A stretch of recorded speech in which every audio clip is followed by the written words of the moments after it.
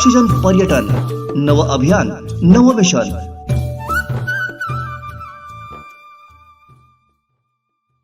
नमस्कार. कोकणचं नंबर 1 महाचॅनल कोकण साद लाईव्हच्या या विशेष मुलाखत मालिकेत आपलं स्वागत. आपल्याला कल्पना आहे की कोकण साद लाईव्हचा 9वा वर्धापन दिन येत्या 26 मार्चला मोठ्या थाटात साजरा होतो आणि या निमित्तानं आम्ही ऑक्सिजन टुरिझम ही एक थीम घेऊन या नवीन अभियान यावर्षी राबवत आहोत. ऑक्सिजन टुरिझम याचा अर्थ आज ज्या पद्धतीनं कोरोनाच्या साथीनंतर ऑक्सिजनचं महत्त्व लोकांना कळालं आणि त्याच पद्धतीनं आपल्या कोकणामध्ये गोव्यामध्ये जी काही ऑक्सिजन देणारी निसर्गतः ऑक्सिजन निसर्गाकडनं जो मिळतो आपल्याला मुक्त ऑक्सिजन तो देणारी काही स्थळं आहेत त्या स्थळांना जगाच्या पर्यटनच्या नकाशावर हायलाईट करणं या संदर्भात आम्ही आता वर्षभर उपक्रम राबवतो आहे. आणि याच संदर्भात चर्चा करण्यासाठी आपल्या स्टुडिओमध्ये आज आहेत भगीरथ विकास प्रतिष्ठानचे डॉक्टर प्रसाद देवधर सर. सर आपलं खूप खूप स्वागत स्टुडिओमध्ये. आम्ही जी संकल्पना घेतलेली आहे ऑक्सिजन टुरिझम याबद्दल सर्वप्रथम तुम्हाला काय वाटतं? नाही, मला दोन गोष्टी वाटतात. कोविड हा त्याचा कदाचित केंद्रबिंदू असेल, पण एकूणच माझं सुख जे आहे ते मॉलमध्ये नाही आहे हे आता लोकांना समजलं आहे. किंवा माझं सुख सिंगापूरमध्ये नाही आहे ते समजलं आहे. त्याचे जिथे नाणं हरवलं आहे तिथे ते जाऊन शोधलं पाहिजे. आणि ते शोधण्याची प्रक्रिया म्हणजे ते ऑक्सिजन टुरिझम आहे असं मला वाटतं. म्हणजे जगामध्ये सगळ्यात जर आश्चर्यकारक गोष्ट कुठची असेल तर एखादं बी रोवल्यानंतर त्याच्यातनं झाड निर्माण होणं ह्याच्यासारखं आणखीन कुठचं जगातलं आश्चर्य नाही. पण सगळ्या धावपळीच्या काळामध्ये त्याच्यातला जो आनंद जो होता ते झाड स्वतः घेत आहे, ते स्वतः डोलत आहे, पण मी कुठे डोलतोय. बरोबर. म्हणजे मला असं वाटतं की गावामध्ये ह्या सगळ्या गोष्टी घडतात, आपण त्या नेहमी बघतो म्हणून त्याचं कौतुक नाही. म्हणजे तुम्ही आणि मी रोज समुद्र बघतो, तुम्ही आणि मी रोज सह्याद्री बघतो, तुम्ही आणि मी काहीतरी जंगलातला मोर बघतो, पण ज्याने हे बघितलेलंच नाही आणि तो शोधतोय मॉलमध्ये त्याचं सुख, त्याच्यामुळे तिथे ते नाही आहे. आणि जिथे आहे तिथे जर पोस्टल ॲड्रेस जर मिळाला तर मला असं वाटतं आपलं काम पोस्टल ॲड्रेस देण्याचं आहे. अच्छा. की योग्य पोस्टल ॲड्रेस जर लिहिला तर जसं पत्र योग्य ठिकाणी पोचतं तसं कोकण हा त्याचा योग्य पोस्टल ॲड्रेस आहे. बरोबर. तिथे लोक पोचली पाहिजेत.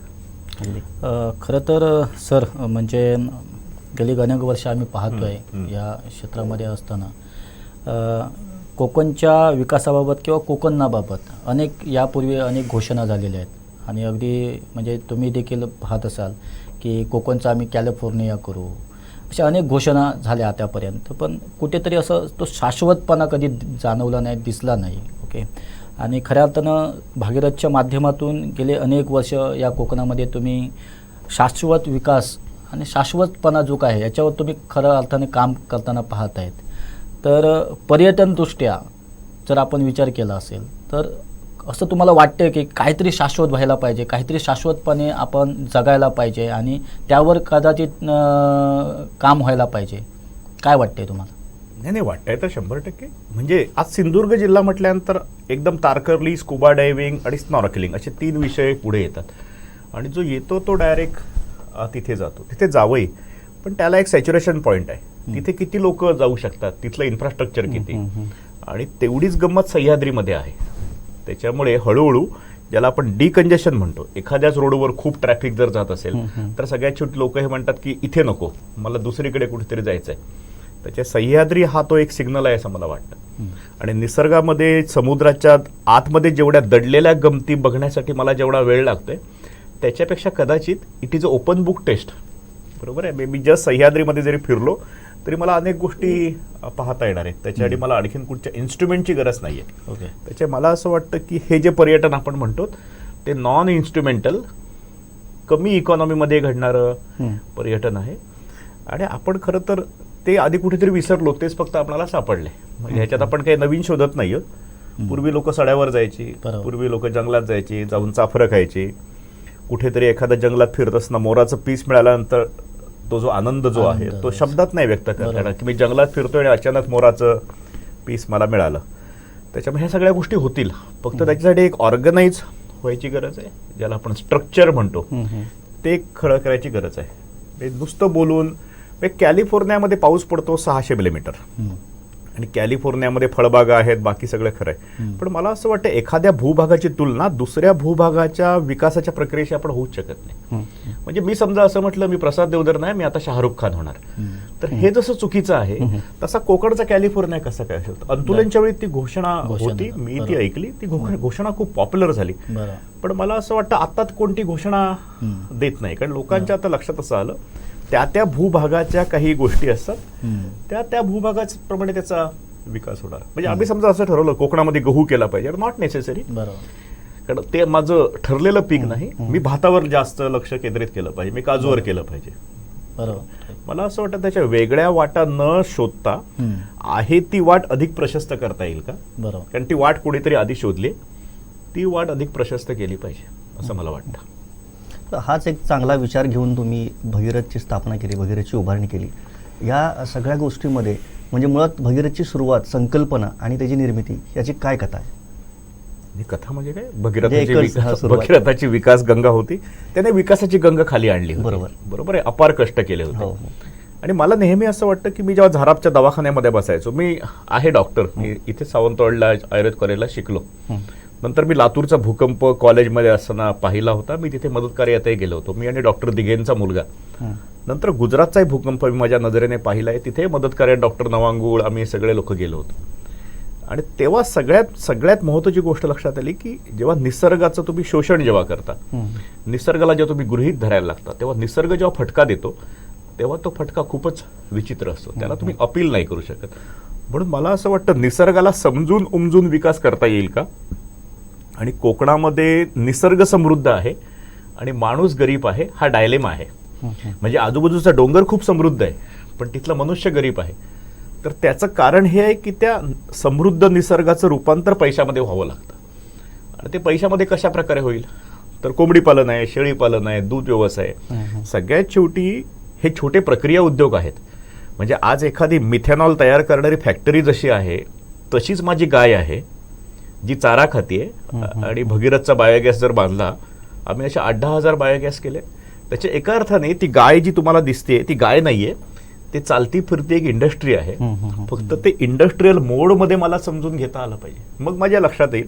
म्हणून मी काहीतरी गमतीत म्हणतो की प्रत्येक वेळी गाईला धर्म जोडायची गरज नाही, एकदा शास्त्र तर जोडून बघा गाईला.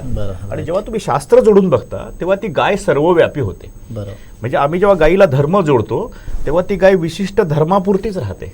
तुम्ही तिला शास्त्र जोडा ना. म्हणजे आज तुमच्या इकडे अँड्रॉइड आहे, माझ्या इकडे अँड्रॉइड आहे, बरोबर आहे. म्हणजे अँड्रॉइड हा सर्वव्यापी झाला, तो कुठच्या कंपनीचा नाही झाला. मला नेहमी असं वाटतं आपण जेव्हा विकासाच्या प्रक्रियेमध्ये जेव्हा येतो तेव्हा ते सर्व स्तरावरनी लोकांनी जर स्वीकारलं पाहिजे तर त्याला परिभाषा बदलावी लागेल. आणि आम्ही ती परिभाषा बदलली की गरिबी घालवणं म्हणजे काय, तो 2 रुपये किलोचे रेशनवरचे तांदूळ देणं सरकारी यंत्रणेतनं, ह्याच्यातनं गरिबी जाणार नाही, तो तात्पुरता उपाय झाला. म्हणजे डॉक्टरकीच्या भाषेत बोलायचं आलं तर ती क्रोसिनची गोळी झाली, आजाराचं निदान ते नाही. त्याच्या रेशन दुकानावर 2 रुपये किलोचे धान्य मिळत आहे, 3 रुपये किलोचे धान्य मिळत आहे, ह्याच्यातनं गरिबी जाईल का, गरिबी जाणार नाही. आणि वाटप कार्यक्रमांना कधीच गरिबी जात नाही, माणसाला स्वतःच्या पायावर उभं करावं लागतं. तुम्हाला हे सगळ्यांना आठवत असेल ही जेव्हा पब्लिक डिस्ट्रीब्युशन सिस्टीम जेव्हा निर्माण झाली तेव्हा तेंडुलकर समितीचा अहवाल आहे, त्यांचं म्हणणं असं होतं ह्या गावातल्या माणसाला 2400 किलो कॅलरी जर आम्ही देऊ शकलो तर तो अधिक शेतात काम करेल. 5 तास करतो त्याचे 7 तास झालं काय, त्याला जेव्हा 2 रुपये किलोचा तांदूळ मिळतो तेव्हा तो 5 तास काय 3 तास पण शेतात काम करत नाही. आणि वस्तुस्थिती आहे. आणि म्हणजे आम्ही औषध दिलं होतं एक, झालं काहीतरी दुसरंच. आणि हे आता राजकीय पक्षांच्या लक्षात आलं, सरकारच्या लक्षात येत आहे. पर्याय काय, मला असं वाटतं भगीरथनं तो पर्याय शोधलाय.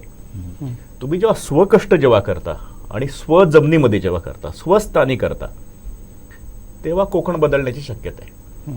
त्याच्या मी शाळेमध्ये असताना वाचायचो कोकणाची मनी ऑर्डरची अर्थव्यवस्था आहे. त्याच्या आपण जर कोकणाच्या विकासाचे जर टप्पे केले तर कोकण रेल्वे येण्याच्या आधीचा कोकण, चाकरमान्यांचा कोकण आणि चिपीचा विमानतळाचा कोकण. त्याच्यापेक्षा मी चिपीचं विमानतळ म्हणजे सिंधुदुर्गचं आणि मोपाचं म्हणजे गोव्याचं असं संकुचित विचार करूया नको. त्याच्या एका बाजूला एक विमानतळ आहे, दुसऱ्या बाजूला मोपा विमानतळ आहे, आणि ह्याच्यामध्ये आम्ही काय करणार आहोत. आणि मला असं वाटतं की चिपी आणि मोपामध्ये ना समृद्धी लपली आहे, ती समृद्धी हुडकली पाहिजे. आणि ती हुडकण्यासाठी इथल्या स्थानिक भूमिपुत्रांनी पुढाकार घेतला पाहिजे. त्यांच्या लक्षात आलं पाहिजे अरे मी जो किंगफिशर बघतो, मध्यंतरी एकदा विठ्ठल कामत असं म्हणाले होते, कोकणातला एक किंगफिशर हजारो पर्यटक आणू शकतो. फक्त मला त्या किंगफिशर वेगवेगळ्या परिभाषेत सांगता आला पाहिजे. आणि ते जर मी सांगू शकलो तर लोक येतील ना ते बघायला. म्हणजे मला नेहमी असं वाटतं, ताडोबामध्ये आम्ही वाघ बघायला जातो, वाघ दिसतो, खात्री नाही, खात्री नाही. म्हणजे लक बाय चान्स दिसला तर दिसला. बरोबर. पण मला असं वाटतं माझ्या गावातलं मुंगूस कुठे आहे ते मला माहित आहे, माझ्या गावातलं पाणमांजर मला माहित आहे, माझ्या नदीच्या किनारी मगरी ज्या कुठे येतात त्या मला माहिती आहेत. मला असं वाटतं एवढी ॲश्युरिटी जैवविविधतेची असताना आम्ही त्याचं मार्केटिंग करण्यामध्ये कमी पडलो. त्याच्यात ताडोबाचा वाघ जसा एक इकॉनॉमी डेव्हलप होऊ शकते, किंवा अगदी मोकळेपणाने झालं तर एक शिर्डीला साईची असलेली मूर्ती, त्याने अर्थव्यवस्था शिर्डीची उभी राहते. पंढरपूरच्या एका विठ्ठल रखुमाईच्या मंदिरावर सगळी अर्थव्यवस्था उभी राहते. मला असं वाटतं ही ना आमच्याकडे सगळ्या ज्या गोष्टी ज्या आहेत त्या अर्थव्यवस्थेच्या मजबूत कणा आहेत, फक्त मला तो कणा समजला पाहिजे. म्हणजे माझं मुंगूसही बघायला लोक येतील, आमच्याकडचे सापळे बघायला लोक येतील. तुम्हाला आठवत असेल हाफकिन इन्स्टिट्यूट जी होती ती देवगडमधनं फुरशी घेऊन जायची जेव्हा त्यांना संशोधनासाठी जेव्हा फुरसं लागायचं तेव्हा, त्याच्या तिथल्या लोकांचा व्यवसाय होता तो फुरशी पकडणं. म्हणून मला असं वाटतं की या जगामध्ये टाकावं असं काहीच नाही, एका विशिष्ट नजरेने बघितलं पाहिजे. आम्ही ती नजर गावामध्ये डेव्हलप केली. म्हणजे डॉक्टर कधी चष्मा देतो, चष्म्याचा नंबर काढून देतो, भगीरथचं काम आहे आम्ही समाजाला एक चष्म्याचा नंबर काढून दिला की हा चष्मा लाव आणि मग बघ आता कसं दिसतं ते. त्याला दिसायला लागलं. म्हणजे त्याला दिसत नव्हतं का, त्याला दिसत होतं, पण त्याला समजत नव्हतं, त्याला उमजत नव्हतं. आणि मला असं वाटतं समजणं उमजणं हे जेव्हा सुरू होतं ना, तेव्हा लोकांना स्वतःच्या वाटा स्वतः सापडतात. मग कुठच्या राजकीय पक्षाच्या झेंड्याची गरज पडत नाही, कुठच्या इझमची गरज पडत नाही. माणसाचा जेव्हा अंतरीचा ज्ञानदिवा जेव्हा प्रज्वलित होतो ना, तेव्हा आंबिये म्हणतात ते खरं आहे. मग त्याला दुसऱ्या दिव्याची गरज पडत नाही, त्याच्यामुळे तो स्वयंप्रकाशी होतो. भगीरथचं म्हणणं आहे कोकणी माणसाने स्वयंप्रकाशी व्हावं. बरोबर. आणि एकदा स्वयंप्रकाशी झाला तर त्याची वाट त्याला दिसेल. मग बँक सोबत येईल, गव्हर्नमेंट मशिनरी येईल, राजकीय व्यवस्था येईल, ह्या सगळ्या गोष्टी ज्या आहेत त्या त्याच्यासोबत येतील ना. आणि त्या नाही येऊन सांगणार कोणाला? मला तुम्ही एक प्रश्न सांगा की सगळ्यात शेवटी आम्ही हा सगळा लोकशाहीचा खटाटोप कोणासाठी करतो? तर ते सामान्य माणसासाठी करतो. आणि त्याला जेव्हा दिसायला लागेल की ह्याच्यात माझा विकास आहे, तेव्हा मग जिल्हा बँक म्हणते ना की आम्ही 10 कोटीचं कर्ज देतो, मग तुम्ही कोंबडी पालन करा, तुम्ही शेळी पालन करा, तुम्ही दूध व्यवसाय करा. पण मला असं वाटतं की पहिल्यांदा स्वतःची पंटी स्वतः पेटवली पाहिजे. ती पेटवल्यानंतर सगळ्या व्यवस्था तुमच्यासोबत येतात. आणि भगीरथ जर काही करत असेल ना तर आम्ही फेविकॉलचं काम करतो. ह्या सगळ्यांना जोडायचं काम आहे. आणि तुम्हाला माहिती आहे कोकणी माणसामध्ये 4 लोकांना एकत्र काम घेऊन करणं हे खूप कठीण आहे. आणि गेली 25 वर्ष करत असल्यामुळे आता लोकांच्या लक्षात आलं भगीरथचा हेतू काय आहे. मी भगीरथ एखादी गोष्ट सांगतं याचा अर्थ ते करणार, हा विश्वास आम्ही निर्माण करू शकलो. म्हणजे एखादी मोबाईल कंपनी काय विश्वास निर्माण करते की तुम्ही आमचं सिम कार्ड घ्या, नेटवर्क असेल. भगीरथने विकासाचे टॉवर उभे केले आणि तुमच्या लक्षात येईल त्या त्या कमांड एरियामध्ये त्याचं नेटवर्क यायला लागलं. मग ते निवजा असेल, बिबोणा असेल, झाराप असेल, अनेक गावात छोटे छोटे प्रयोग करून पाहणं आणि ते नंतर लोकांनी करणं, त्याच्यात लोकांना रोजगारही सापडतो. नक्कीच. म्हणजे मी खरं तर याच प्रश्नाकडे येणार असतो. म्हणजे डॉक्टर तुम्ही जेव्हा ह्या गावामध्ये फिरतात, म्हणजे कोकण तुम्ही फार जवळून पाहिलेलं आहे आणि कोकणची मानसिकता सगळ्यात महत्त्वाची आहे काय. आणि हे जेव्हा तुम्ही पाहतात आणि जेव्हा शाश्वत विकासाची एक संकल्पना तुम्ही यांच्यासमोर जेव्हा मांडतात तेव्हा तो काय अनुभव असतो, काय त्यांच्या प्रतिक्रिया असतात, कसं त्यांना तुम्ही म्हणजे यामध्ये सगळ्यांना इन्व्हॉल्व करतात? कारण फार कठीण आहे हे, कारण आम्ही पाहतोय हे सर्व गोष्टी करताना कोकणामध्ये आणि ते तुम्ही प्रत्यक्षात आज करतायत. म्हणजे मला आठवतं आहे की पूर्वी भागीरथ म्हणजे मी सांगत नाही काय, पण आता भागीरथ म्हटलं की कुठेतरी लोक म्हणतायत की काहीतरी शाश्वत दिसतंय आणि मग चर्चा करतात. तो जरा मला फक्त मानसिकतातला नाही, मानसिकतावर काय नाही, तो माका सांगणार कोण, माका सगळं माहीत असं. ही जी परिभाषा आहे ना, आणि एका अर्थाने ती खरी आहे. बरोबर. म्हणजे सागर तुम्हाला आठवत असेल कोकणी माणसाने डोक्यावर जेवढं तेल घातलंय ना खोबऱ्याचं तेवढं जगात कोणी घातलेलं नाही. त्याच्यामुळे ती तल्लक बुद्धी, आणि तल्लक बुद्धीला एक चांगल्या क्वालिटीचं प्रोटीन लागतं आणि ते मासे. त्याच्यामुळे डोक्यावरचं खोबरेल तेल बरोबर राईट आणि सागर किनारी मिळणारा मासा, ह्या 2 गोष्टी मिळाल्यानंतर तो जगावर अधिराज्य करू शकतो. तुम्हाला माहित असेल 100 वर्ष जुनी ग्रंथालयं सिंधुदुर्ग जिल्ह्यात सगळ्यात जास्त आहेत. त्याच्यामुळे आमच्याकडे बुद्धीचं तेज आहेच, फक्त ती बुद्धी मला माझ्यासाठी वापरायची अजून ती बुद्धी नाहीये. राईट. त्याच्यामुळे ती आम्ही भगीरथने सांगायचा प्रयत्न केला. आणि आम्ही संवाद करत असताना गावातल्या न्हाव्याच्या दुकानापासून चर्मकार बंधूपासून बरोबर. गावातल्या घाडियापासून गावातल्या गुरुवापर्यंत. ओके. आणि मला असं वाटतं प्रशासकीय व्यवस्थेची एक निरोपाची सिस्टीम आहेच, ओके. पण ह्यांची स्वतःची एक निरोपाची सिस्टीम आहे. हम्म. तुम्ही मला सांगा ना, झाडं लावण्यासाठी सगळा गाव कधी एकत्र जमतो का? नाही जमत. पण सांगलीमध्ये ते फणसाचं जेव्हा झाड गिरोबा आणलं जातं, लोकांच्या त्याच्यात भावना जोडलेल्या आहेत. मला असं वाटतं ही सिस्टीम आम्ही कधी विकास कामासाठी वापरली का? येस, बरोबर. म्हणजे क्रिकेटची टुर्नामेंटचे निरोप कसे पोचतात, मला नेहमी कोडा येते. बरोबर आहे, म्हणजे आम्हाला ग्रामसभेला लोकांना जमवायला मिळतो, पण क्रिकेट टुर्नामेंटचे लोक जमतात कसे? मला असं वाटतं ती निरोपाची व्यवस्था. आणि मला असं वाटतं ह्याच्यावर टीका न करता बरोबर. समाजाच्या मनात एक गाणं सुरू असतं, बरोबर. त्या गाण्याचं ध्रुवपद भगीरथला समजतं, ते ऐकू येतं. आणि तुम्ही जेव्हा फिरता तेव्हा ते ध्रुवपद ना ऐकू येत असतं. तुम्ही ध्रुवपद ऐकलं की तुम्हाला मधली कडवी रस्ता येतात. भगीरथने पहिल्यांदा ध्रुवपद ऐकलं ओके. आणि मग मधली कडवी रसत गेलं. नंतर लोकांनाच म्हटलं तुम्हीच तुमचं गाणं तयार करा. आम्ही कदाचित पहिलं वाक्य लिहिलं असेल, बरोबर. लोकसहभागातनं ग्रामीण विकासाची चळवळ उभी करणं, हे आमचं वाक्य होतं. आणि हे 25 वर्षापूर्वीचं वाक्य होतं. आणि आताचे दृश्य परिणाम दिसायला लागले. मला प्रामाणिकपणे असं वाटतं कोकणामध्ये बाप दाखव नाही तर श्राद्ध घाल अशी सडेतोड भूमिका आहे. बरोबर आहे. तो तुम्हाला बरं वाटावं म्हणून बोलत नाही. येस. म्हणजे आमचा जन्म एकामेकाला बोचण्यासाठीच झालाय अशी वाटावं अशी वस्तुस्थिती गावामध्ये आहे. बरोबर आहे. म्हणजे हो फिरता म्हणजे ह्याचा काहीतरी सुट्टाला सुट्टाला. उगीत नाही फिरणं. बरोबर. आता हे ना समजण्यासाठी तुम्ही उत्तर नाही देऊ शकत. त्याचं उत्तर हेच आहे, तुम्ही सतत सातत्याने काम करत राहणं. माझे बाबा अनेकदा खूप छान गोष्टी सांगायचे. ते सांगायचे, प्रसाद, सकाळी 4 वाजता कोण जर तुला मनुष्य भेटायला आणि सांगितलं की हा काळोख जाणार नाहीये, असाच राहणार आहे, तर त्याच्याशी वाद घालत बसू नको. तू 2 तास एवढं काम कर, तोच 6 वाजता तुला येऊन सांगेल डॉक्टर उजाडलं बरं का. बरोबर. त्याच्यामुळे 20 वर्षापूर्वी आम्ही जे म्हणत होतो उजाडणार आहे, तेव्हा आम्ही चर्चा नाही करत बसलो, तेव्हा आम्ही मुलाखती देत बसलो नाही. आणि मला नेहमी असं वाटतं, माधवराव चितळे एकदा असं म्हणाले होते, कुठच्याही सामाजिक कार्यकर्त्याने पहिले 25 वर्ष काम करावं आणि मग गरज पडली तर एखाद्या शब्दाचं उच्चारण करावं. भगीरथनं ते पाळलं.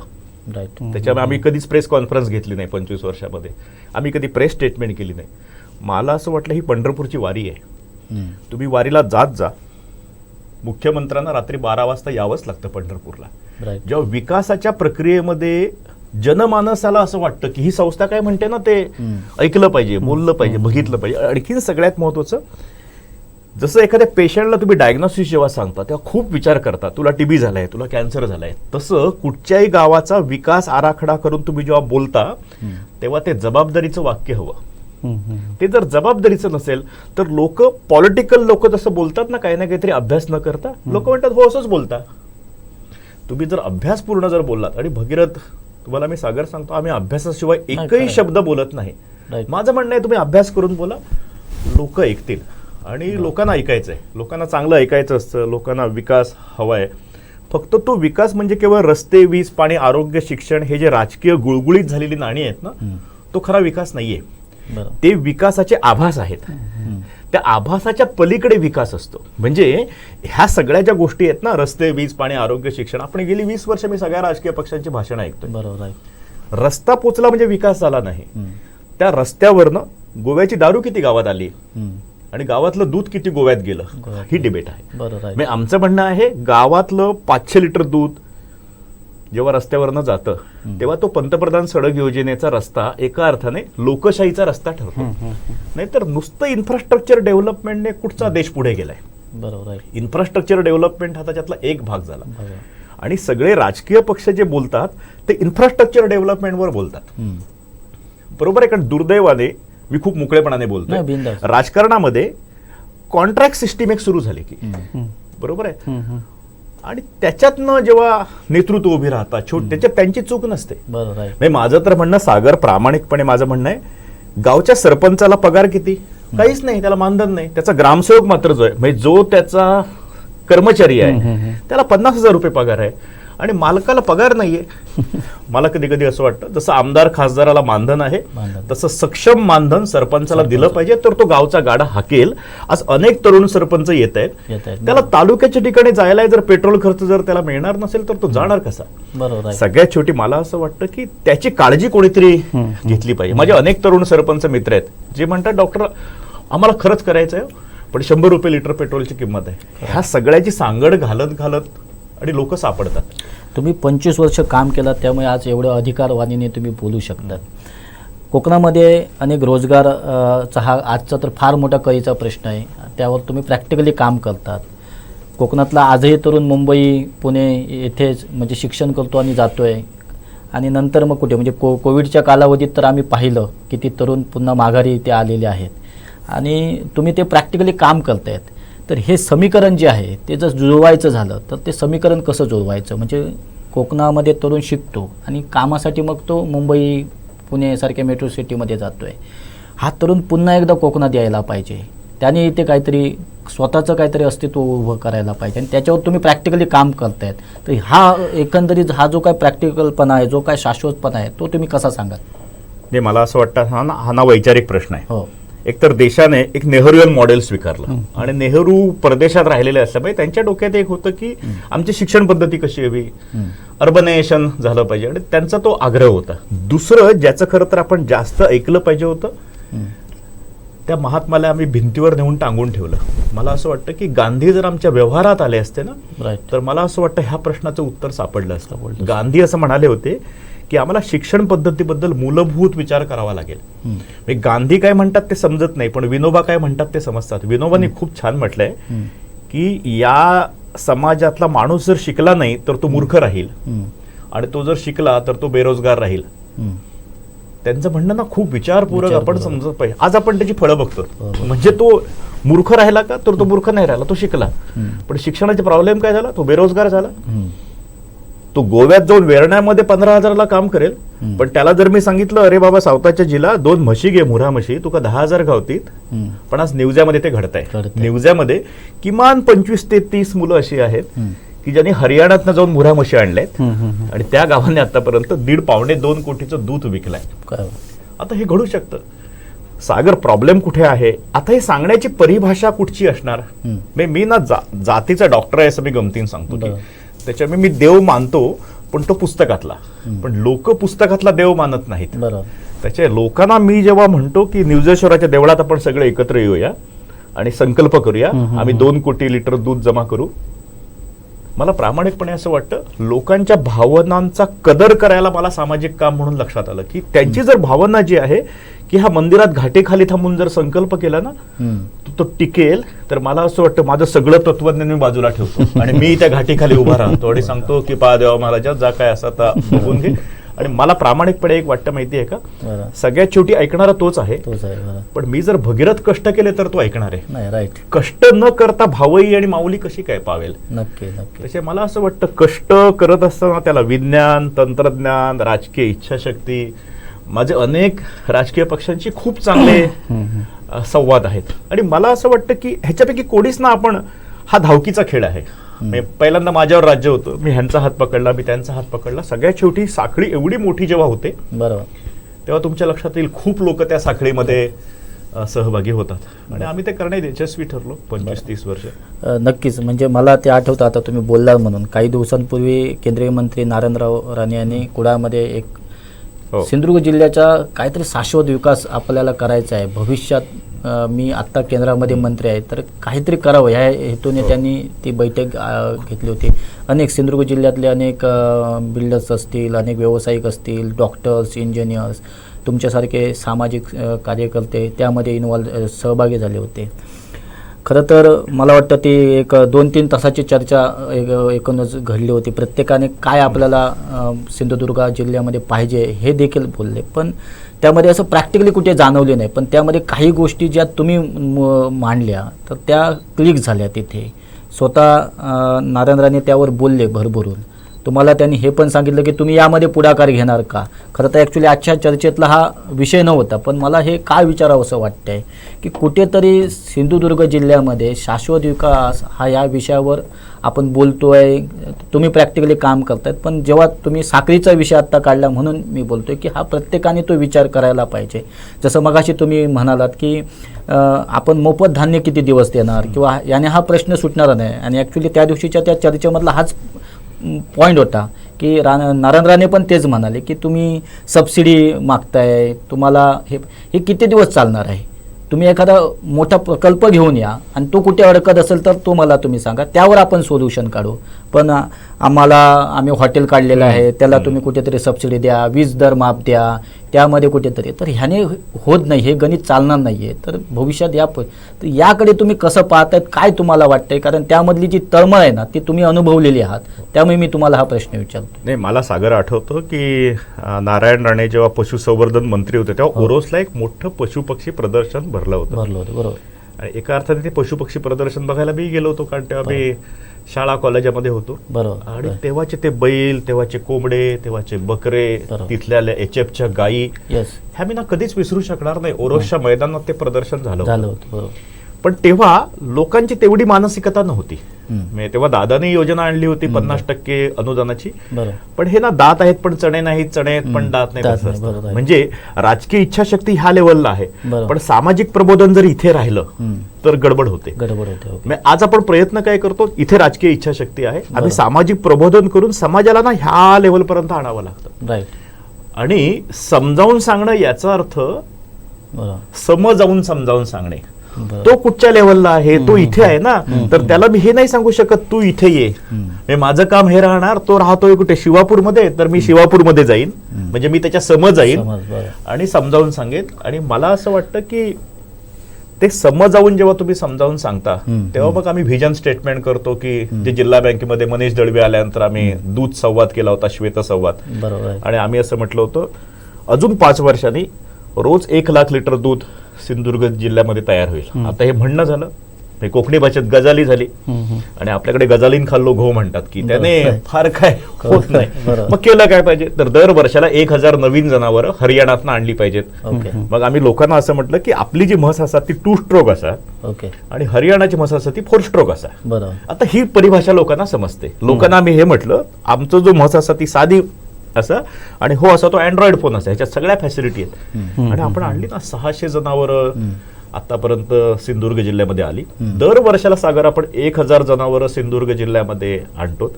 तेच आम्ही दादांना म्हटलं होतं की त्या चर्चेमध्ये तोही मुद्दा आला होता की एकूण 135 कोटी रुपयाचं दूध सिंधुदुर्ग जिल्ह्याने गोकुळला आतापर्यंत विकलं. म्हणजे 135 कोटी रुपयाची संपत्ती आम्ही तयार केली. त्याच्या अगेन्स्ट इथल्या बँकांनी 100 कोटीचं कर्ज दिलं पाहिजे ना. मला जे अर्थशास्त्र समजतं, म्हणजे 135 कोटी रुपये जर निर्माण होत आहेत तर आम्ही 5 वर्षामध्ये 100 कोटीची कर्ज का देऊ शकलो नाही दूध व्यवसायासाठी? कारण आपल्या मनामध्ये शंका ही आहे की हे होईल की नाही, लोक फेडतील की नाही, मागचे आमचे चुकीचे अनुभव आहेत. त्याच्या मला असं वाटतं की जुनी पानं न परतता ती स्टेपल करून मला नवीन पानावरचा श्री गणेशा करता आला पाहिजे. आणि आज नियोजन तो करून दाखवला. आज सिंधुदुर्ग जिल्ह्याचं दूध संकलन जेव्हा आम्ही श्वेतसंवाद सुरू केला होता तेव्हा 18,000 लिटर होतं. आता ते 28,000 लिटर पर्यंत पोहोचलंय. आणि गावागावामध्ये सागर आता दूध संस्था सुरू करण्यासाठी आम्ही बैठका घेतो. आणि ती बैठक ना सागर एवढी साधी सोपी असते. आम्ही लोकांना सांगतो शाल, श्रीफळ, बुके काही आणायचं नाही. मला बैठका तुमच्या माहिती आहे, आजही त्या अशा घरात बसून हा एक साधी चटई, त्याच्यावर आपण सगळे खाली बसू. आणि मला असं वाटतं गांधींकडून ना ते आम्ही शिकलं पाहिजे. जेव्हा परिवर्तन करायचं आहे तेव्हा सूटबूट नाही चालणार, तेव्हा ना तो पंचाच चालेल. आणि पंचा मी नेहमी गांधी समजून घेत नाही म्हणतो, पंचा हा कॉस्ट्युमचा भाग आहे. म्हणजे जसा एखादा तुम्ही आता ठरवलं की आज तुम्ही हे घालणार, मी ठरवलं हे घालणार, तेव्हा गांधीने हे ठरवलं होतं की मला जर समाजाच्या लोकांना सोबत घ्यायचं असेल ना तर मला पंचा नेसावा लागेल. आणि सागर माझ्या अजूनही अंगावर काटा येतो. त्या काळामध्ये एक विलायतीमध्ये शिकलेला वकील देशामध्ये येतो आणि उघडा फिरतो, हे सोपं नाहीये. त्याच्या मला कधी कधी असं वाटतं ते गांधी नोटेवर आले ना तिथे आपल्या देशाने सगळ्यात मोठी चूक केली. ते खरे गेले पाहिजे होते मनाच्या कोनाड्यामध्ये. आम्ही त्यांना भिंतीवर लावले. आणि भिंत सुद्धा प्रशासनाची भिंत गांधी समोर असत नाहीत, मागे असतात. प्रॉब्लेम तो आहे. माझ्यासारख्या कार्यकर्त्याच्या मनामध्ये गांधी आहेत, माझ्या मनामध्ये विनोबा आहेत. आणि मला असं वाटतं ते मी लोकांच्या भाषेत जेव्हा समजावून सांगतो आणि तेव्हा मला शरद जोशी आठवतात. शरद जोशींची पद्धत होती. शरद जोशी असं म्हणायचे, हे बघ मी ना पुस्तक वाचेन, आणि मग ते पाशा पटेलला म्हणायचे, शेट्टीना म्हणायचे, तुम्ही ना गावगाड्याच्या भाषेत सगळं समजावून सांगा, मी तुम्हाला शास्त्र सांगेन, मी तुम्हाला अर्थशास्त्र सांगेन, तुम्ही गावगाड्यात समजून सांगा. त्याच्या एका अर्थाने कार्बन फुटप्रिंट काय आहे, ग्लोबल वॉर्मिंग काय आहे, क्योटो प्रोटोकॉल काय आहे, जपानमध्ये काय चाललंय, नेदरलँडला काय चाललंय, हे मी जेव्हा नेदरलँड जाऊन बघून जेव्हा आलो तेव्हा माझ्या लक्षात आले ते कुठे आणि आम्ही कुठे असा जेव्हा प्रश्न निर्माण होतो. आम्ही नेदरलँडला जेव्हा गेलो होतो 3 वर्षापूर्वी, तेव्हा तिथे रास्ता रोको होता. आपल्या जिल्ह्यातले रास्ता रोको आपल्याला माहिती आहे कशासाठी होतात ते. म्हणजे रस्ता होतोय त्या रस्त्याच्या क्वालिटीसाठी रास्ता रोको खूप कमी होतो. बरोबर. चारही पक्ष येऊन एकच रास्ता रोको करतात. रस्ता काही चांगला होत नाही पण रास्ता रोको मात्र होतात. मला अशा वेळी नेदरलँड आठवतो आणि मग लक्षात येतं ते 50 वर्ष पुढे का आणि आम्ही 50 वर्ष मागे का.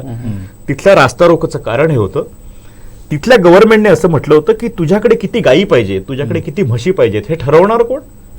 गव्हर्नमेंट ठरवणार. म्हणजे तुमची गाय आणि म्हैस, आपल्या देशामध्ये चारा किती, तुम्ही कार्बन उत्सर्जन किती करणार आणि तुमची गाय किंवा म्हशीपासून मिथेन किती तयार होणार. आणि त्यांचं म्हणणं होतं माझ्याकडे 4च गायी पाहिजेत आणि मी जर 6 गायी जर घेतल्या तर 2 गायीचा मला कार्बन टॅक्स गव्हर्नमेंटला द्यावा लागतो. तिथले सगळे शेतकरी रस्त्यावर उतरून हे सांगत होते तुम्ही ही अट हटवा, आम्हाला हव्या तेवढ्या गायी घ्यायच्या आहेत. बरोबर. मी जेव्हा गावात येतोय 25-30 वर्ष गावात फिरतोय तेव्हा माझ्या पोराला लॅपटॉप देण्यासाठी मी दुभतं जनावर जर विकत असेल तर मला असं वाटतं ह्याच्यापेक्षा मूर्खपणा कुठचा नाही. अशाही त्या पोराला सांगितलं पाहिजे तू हा लॅपटॉप घेऊन बिल गेट्स होणार नाहीयेस, तू नाहीये सिलिकॉन व्हॅलीला जाणार, तेवढी नाहीये तुझी ऐपत. हे मोकळेपणाने डॉक्टर म्हणून मी जसं सांगतो बाबा तुका तेवढी अक्कल नाही. असा आपली अक्कल किती आहे तर गावात 10 म्हशी घेऊ शकतो मी, बरोबर. बँकेचं लोन घेऊ शकतो आणि मी माझ्या गावात सुखान राहू शकतो. 30-35 हजार रुपये मिळतात. हे ठोकून सांगावं लागतं. मला असं वाटतं आपल्याकडे कोणीच असं मोकळेपणाने बोलत नाही. आणि माझा अनुभव असा 25 वर्षातला, तुम्ही कोकणी माणसाला स्पष्ट शब्दात सांगा, कदाचित त्याला पहिल्यांदा राग येईल पण ताप गेल्यानंतर डॉक्टरचं इंजेक्शन आवडतं. बरोबर आहे. आणि आमचं म्हणणं ते आहे की मोकळेपणाने सांगा, कारण राजकीय व्यवस्था हे मोकळेपणाने सांगणार नाही कारण त्यांना मतं घ्यायची आहेत. प्रशासकीय व्यवस्था सांगणार नाही कारण त्यांचा 30 तारीखला पगार होणार आहे. मला सगळ्यात शेवटी ना मी त्या शेतकऱ्याचं दुःख अनुभवलंय. मी जेव्हा झारापच्या दवाखान्यामध्ये बसायचो तेव्हा 2 प्रश्न पेशंटला आपण विचारतो, तू काय करतो शेवटी तुला काय झालंय. त्याच्यातला एक प्रश्न डायरेक्ट अर्थशास्त्राचा आहे, तुमची फी देण्याची कॅपॅसिटी किती आहे. 5 वर्षामध्ये मला सगळ्या पेशंटचं उत्तर हे होतं, डॉक्टर काय नाही शेती करते. आता हे उत्तर अस्वस्थ करणार आहे. म्हणजे जो शेणामातीमध्ये राबतोय त्याचं उत्तर आहे काही नाही शेती करतो. त्याच्या विदर्भातल्या शेतकऱ्याने गळफास लावणं आणि ह्याने काही नाही शेती करणं दोघाचा अर्थ समान आहे, फक्त ह्याने अजून जीव घेतलेला नाही. त्याच्यात तो काही नाही शेती का करतोय कारण त्याला परवडत नाही. बरोबर. मग ती परवडेल कशी तर त्याला प्रशिक्षण दिलं पाहिजे, बँक लिंकेज दिलं पाहिजे, सरकारी मशिनरी त्याच्यासोबत आला पाहिजे. ही एकेकाची लढाई नाहीये. बरोबर आहे. ही सर्वांनी मिळून एकत्र येऊन काढायची लढाई आहे.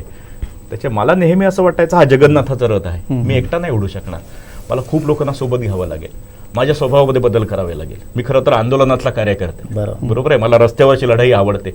पण माझे बाबा नेहमी गमतीने सांगायचे, प्रसाद आयुष्यभर रस्त्यावरची लढाई केलीस ना तर लक्षात ठेव मेंदू नाहीये तुला. 25 वर्षापर्यंत रस्त्यावरची लढाई ठीक आहे, 25 वर्षानंतर जर तू रस्त्यावर लढत राहिलास तर ओळख परमेश्वराने मेंदू दिलाय तो तू वापरत नाहीयेस. त्याचे स्ट्रॅटेजिक प्लॅनिंग करणं, 25 वर्षाचा दीर्घकालीन टप्पा जिल्ह्याच्या बाबतीत आम्ही सांगणं आणि ह्या सगळ्यांची मोड बांधणं हे खरं तर भगीरथचं काम आहे. मी महिन्यातनं एकदा आमच्या दोन्ही मंजुलक्ष्मी कलेक्टर मॅडम आहेत त्यांनाही महिन्यातनं एकदा भेटायचा प्रयत्न करतो. प्रजित नायर म्हणून आपले IAS ऑफिसर त्यांनाही भेटायचा प्रयत्न करतो. आणि मला नेहमी असं वाटतं हे IAS ऑफिसर जे असतात ना ह्यांच्यामध्ये प्रचंड ताकद आहे. म्हणजे गावाच्या पाषाणात किती ताकद आहे ते गावकऱ्याला माहिती आहे, पण सुशिक्षित माणसाला प्रशासकीय इच्छाशक्तीची ताकद आपल्याला माहित पाहिजे. एखादी गोष्ट करायची म्हणजे करायची. म्हणजे काल मला प्रजित नायर म्हणाले, डॉक्टर आपण सगळ्यांनी मिळून जर ठरवलं तर नरेगातनं आपण दर वर्षाला 500 बायोगॅस करू शकतो. गव्हर्नमेंट 38,000 रुपये प्रति बायोगॅस देईल. त्याच्या एका भेटीतनं हा डायलॉग सुरू तर राहतो. त्याच्या मला असं वाटतं गावात फिरणाऱ्या माणसाने प्रशासनाने लोकांना भेटून सांगितलं पाहिजे, त्यांच्या समस्या काय त्या समजून घेतल्या पाहिजेत. ही डबलबारी नाहीये, विकासाची प्रक्रिया ही डबलबारी नाही. हे सागर सुगम संगीत आहे. तुमचा एक सूर आहे, माझा एक सूर आहे, त्या हिशोबात तुम्हाला गाणं म्हणायचं आहे. खरं तर हा प्रश्न कधी कोणी तुम्हाला विचारला की मला माहिती नाही, पण हा कोकणी माणसातला मनातला प्रश्न आहे, तो मी तुम्हाला आज विचारतोय. काय कदाचित 25 वर्षापूर्वी तो प्रश्न मला पण पडला असेल जेव्हा मी पहिल्यांदा तुम्हाला पाहिलं त्यावेळी. म्हणजे तुम्ही झारापमधून रस्त्यावरून चालताना वगैरे तुम्ही नेहमी म्हणजे गावामध्ये जाताना किंवा रस्त्यावरून जाताना किंवा कुठेही जे काही आंदोलन असेल काय हाफ चिठ्ठीवर जातं काय. म्हणजे एकदा सहज मी त्याच रोडने जात होतो ते एकदा एका कोकणी माणसाने मला हा प्रश्न विचारलेला आहे की डॉक्टर आहेत हे आणि हे गावागावामध्ये हाफ चिड्डीवर का फिरतात, गावामध्ये हाफ चिड्डीने का जातात. हा प्रश्न जो होता काय तो प्रश्न मला त्याचं उत्तर त्यावेळी देता आलं नाही, पण आज मला त्या प्रश्नाचं उत्तर मिळत आहे. हो, पण आज हाफचड्डी नाही आपण ते असू दे, तरी पण मी प्रश्न विचारला. प्रश्न एवढ्यासाठी, मी जेव्हा गांधी वाचायचो तेव्हा मला असं वाटायचं की कसं जगला असेल हा मनुष्य, काय केलं असेल. म्हणून मी एकदा हाफचड्डी घालूनच भगीरथला गेलो होतो आणि मला अचानक कलेक्टर ऑफिसला, तेव्हा मला आठवत नाही, विक्रम कुमार हो सीओ आपले. आणि मला कोणीतरी म्हणाला, अरे जिल्हा तुला यायचंय ओरोसला, येऊ शकशील का? अरे म्हटलं माझं हाफ चड्डीवर मी भगीरथच्या ऑफिसला आलोय, तेवढ्याला काय फरक पडतो, ये तू. मी गेलो तसाच. ओके. आणि तेव्हा माझ्या लक्षात आलं, अरे बापरे की सगळे लोक माझ्याकडे बघताय. माझं पॅरागॉनचं 100 रुपयाचं चप्पल, ती हाफ चड्डी. आणि मी 3-1 वर्ष ते सगळं केलं. म्हणजे लता मंगेशकर पुरस्कार जेव्हा आम्हाला मिळाला तेव्हा बाळासाहेब ठाकरे व्यासपीठावर होते, माधुरी दीक्षित होती, भैरप्पा होते आणि मी हाफ चड्डीमध्ये होतो. आणि तेव्हा माझा पालक जो आहे शरद मराठे, तो मला 3 वर्षांनंतर म्हणाला, प्रसाद आता ना कॉस्ट्युमची चर्चा होता का, म्हणजे तत्वज्ञानाची चर्चा झाली पाहिजे, त्याच्यामुळे आता हौस जर भागली असेल तर फुल चड्डी घाल. मला असं वाटतं सामाजिक कार्यकर्त्याला हा ना कोणतरी पंक्चर करणारा मनुष्य लागतो. म्हणजे एक धुनकी असते सामाजिक कामामध्ये, सामाजिक काम ही धुनकी आहे, पण ती धुनकीला ना कंट्रोल करावं लागतं, नाहीतर ते हाफ चड्डीची चर्चा सुरू झाली असती. त्याच्यामुळे अजूनही ऑफिसला जाताना हाफ चड्डीच घालतो. एकतर काम करताना सोयीचं पडतं, सायकलने जात असताना सोयीचं पडतं. आणि मी मोकळेपणाने सागर सांगू का, मी जेव्हा शिवा घाड्याला बघायचो, मी जेव्हा गुरुवांना बघायचो, तेव्हा त्यांचा ड्रेस काय असायचा, लक्स बनियान, बरोबर आहे, पांढरं स्वच्छ, टर्कीचा टॉवेल आणि त्याची हाफ चड्डी, आणि ती हाफ चड्डी चिवलेली असायची. त्याच्या मला असं वाटतं ते संवादाचं एक होतं, पण ते तेवढ्या पुरतं होतं. आता पण माझ्या डोक्यात, मला जर तू अजूनही विचारलंस तर तुला, मला एकदा आठवतं, मी पुण्यामध्ये गेलो होतो आणि एक कुठची तरी कंपनी होती, तिथे CSR मधनं मला 4 लाख रुपये देणार होते. आणि मी तिथे गेलो, लिफ्टमध्ये उभा राहिलो आणि त्यांचा ड्रेस कोड होता की अशी हाफ चड्डी अलाउडच नव्हती. ते मला म्हणाले की तुम्हाला फुल चड्डी घालून यावी लागेल, तरच आम्ही तुम्हाला वर नेऊ. मी म्हटलं काय वाटतं, आम्ही कोकणी मनुष्य, आम्ही हटणार नाही म्हणजे हटणार नाही, त्याला उपाशी राहिलं तरी चालेल, पण आम्ही उपाशी राहू, पेज जेवून राहू, पण आम्हाला कोणी हटकलेलं आम्हाला आवडत नाही. मी म्हटलं मी तरी वर येणार नाही, म्हटलं तुम्हाला गरज असेल तर म्हटलं तुम्ही आणून 4 लाखाचा चेक खाली द्या. आणि हा कोकणी बाणा आहे ना, तो टेस्ट करून बघितला पाहिजे असं मला वाटतं. मी जर हाफ चड्डीची फुल चड्डी घेतली असती तर मी हरलो असतो तत्वज्ञान म्हणून. म्हटलं मी तर काय म्हटलं बदलणार नाही. तो आला HRचा मनुष्य खाली 4 लाखाचा चेक घेऊन. मला असं वाटतं हा जो ताठ कणा आहे ना कोकणी माणसाचा, तो न दुखावता त्याला विकासाच्या प्रक्रियेमध्ये आणायचा आहे. त्याचे सागर आम्ही कधीच लाभार्थी हा शब्द वापरत नाही, आम्ही शब्द वापरतो बायोगॅस धारक. मी बायोगॅसचा लाभार्थी नाही, मी मुरा म्हशीचा लाभार्थी नाही, मी धारक आहे. आणि मी जेव्हा धारक असतो तेव्हा शब्दप्रयोगच असा असतो की ते माझं आहे, बरोबर. नाहीतर ते ह्या सरकारचा, बायोगॅस कोणाचो, ग्रामसेवक भाऊचो, रस्तो कोणाचो, सरकारचो. ओनरशिप फील मालक जेव्हा येत, हा मीच त्याचा मालक असेल. पेन 2 रुपयाचं असेल, पण माझे जर 2 रुपये जर असतील तर मला दुःख होतं. त्याच्यामुळे ते हाफ चड्डीचं पुराण मी तुला म्हटलं तसं इथे सुरू झालं होतं, अजूनही ते चालू आहे. पण ते पुराण नाही आहे सर, पण ते डॉक्टर म्हणजे खरं सांगायचं ना तर त्याच्या मागे एका कोकणी माणसाने पण त्याचं उत्तर दिलेलं आहे की जेव्हा डॉक्टर जर हे सूटबूट घालून जर गावात येतील ना तर तो गावकरी जो कनेक्ट नाही होणार काय, आणि आज ती गरज होती काय, आणि तो जो कनेक्टपणा दिसतोय. आणि त्यामुळे म्हणून तर गेली अनेक वर्ष तुम्ही गावामध्ये जातात, ते गाव पण पाहत आहेत आणि ते अनुभव. अगर मी मोकळेपणा सांगू का, मी सकाळी भगीरथच्या ऑफिसला समजा 2-2.5 तास बसलो, दिवसभर भगीरथच्या ऑफिसला बसलो, तर ते माझं फॉर्मल ऑफिस आहे. मी संध्याकाळी अर्धा-पाऊण तास आमच्या झाराप तिठावर एक भावजीची टपरी आहे, बरोबर आहे, गोलतकर भावजीची. तिथे सगळे ना जनसामान्य लोक येत असतात, रिक्षावाला येत असतो, अनेक प्रकारचे गोर गरीब लोक येत असतात, त्यांचं इथं तत्वज्ञान सुरू असतं. आणि मी एक वेळ ऑफिसला गेलो नाही तरी चालतं, पण मी तिथे जाऊन सोशल पल्स काय आहे, लोकांच्या मनात काय आहे, म्हणजे नोटाबंदीच्या वेळी लोकांच्या मनात काय होतं, गाईगुरांच्या बाबतीत लोकांच्या मनात काय आहे, इव्हन सत्ता कोणाची येणार आहे, ह्या सगळ्या चर्चाच्या पानाच्या टपरीवर होत असतात. आणि त्या चहाच्या टपरीवर ना आम्ही SNFची चर्चा सुरू केली, मुरघासची चर्चा सुरू केली, बायोगॅसची चर्चा सुरू केली. कारण मला माहित होतं की माझा पेनड्राईव्ह कुठे लावला पाहिजे, तर माझा पेनड्राईव्ह लिनोवाच्या लॅपटॉपला लावून उपयोग नाही, तर माझा पेनड्राईव्ह त्या चहाच्या टपरीकडे लागला पाहिजे. आणि त्या चर्चा चालू झाल्या पाहिजेत. जपानच्या एका माणसाने असं म्हटलं होतं की युवकांच्या ओठावरची मला गाणी सांगा, मी तुम्हाला देशाचं भवितव्य सांगतो. मला असं वाटतं चहाच्या टपरीवरच्या गोष्टी जर आम्ही बदलू शकलो, तुझ्या दर काय गावलो, मुरा घोषण हाडलंस, बायोगॅस कधी बांधलंस, बरोबर. बँकेचा दर 12% आणि 60% फरक काय रे. आता ह्या चर्चा जर गावगाड्यात जर सुरू झाल्या तर मला असं वाटतं मी तिथे पोहोचलो पाहिजे. आणि मला नेहमी आठवतं, मी डॉक्टर असल्यामुळे अनकॉन्शियस पेशंटला ना डॉक्टरने जास्त लक्ष द्यायची गरज असते. म्हणजे आम्हाला हेड इंजुरी ते शिकवलं जातं. जो आरडाओरडा करतोय, डॉक्टर मला बघा म्हणतोय, त्याला अजिबात बघू नका, कारण त्याचा मेंदू शाबूत आहे. गावगाड्यातला एक मनुष्य असा आहे जो कटिंग चहा पिण्यासाठी आणि 5 रुपयाची भजी खाण्यासाठी त्या चहाच्या टपरीवर येणार आहे. बरोबर. त्याचा आवाज मला ऐकता आला पाहिजे आणि माझी बुद्धिमत्ता त्याचा आवाज ऐकण्यासाठी आहे. बरोबर. राईट. मंत्रालयात काय चर्चा चालली आहे, माझा त्याच्याशी काही संबंध नाहीये, मी ती चर्चा करण्यात काहीच पॉईंट नाही. ही चर्चा स्ट्रॅटेजिक प्लॅनिंग करणाऱ्या लोकांपर्यंत मी पोहोचवू शकू का, ते खरं काम आहे. म्हणून मला कधी कधी असं वाटतं हे रामदासाचं काम आहे. हे सगळ्यांनी छत्रपती व्हायची गरज नाही, सगळ्यांनी राज्याभिषेक करायची गरज नाही. कोणीतरी हिंट फिरतं राहून हा सोशल पल्स काय आहे, काय समाजाची गरज आहे ते सांगायची गरज आहे. मला एक नेहमी तुमच्या बाबतीत जेव्हा तुम्ही काम करतात, काही गावामध्ये जातात, अधिकाऱ्यांशी भेटतात, तर ह्या एकूणच ज्या चर्चेमध्ये आपण पाहतो आहे, तर जास्त करून जो दोष असतो गावातल्या लोकांचा असतो किंवा हा प्रशासनावर असतो, अनेकदा पाहिलं. पण जेव्हा तुम्ही त्याच प्रशासनासोबत जेव्हा संवाद साधता तेव्हा ते खूप असं पॉझिटिव्ह असतं. म्हणजे मगाशी जसं आत्ता तुम्ही आपले जे सीओ आहेत त्यांचं उदाहरण तुम्ही दिलात, म्हणजे एका चर्चेमध्ये सहज ते बोलून गेले बायोगॅस संदर्भात. तर हे गणित तुम्ही कसं जुळवतात? मग ते जर गावातले लोक, म्हणजे गावातला एक माणूस, त्याचं ते जेव्हा दोष देतात ते ग्रामसेवकाला दोष देतात, नाही आमची ग्रामपंचायतच काय करत नाही. ओके, हा जो काय आहे ना अलिप्तपणा, जो काय तो हा जो काय गॅप आहे ना, हा कुठेतरी असा विकासाला आपल्या थोडंसं अडवतोय असं वाटते काय? नाही सागर, मला असं वाटतं हा सगळा आकडेचा खेळ आहे, बाकी काही नाही. ओके. मला काहीतरी गणितात चांगले मार्क होते. बरोबर. मी इथेच आरपीडीत शिकलो. हो. मला जीवशास्त्रामध्ये 100 पैकी 96 मार्क होते. बरोबर.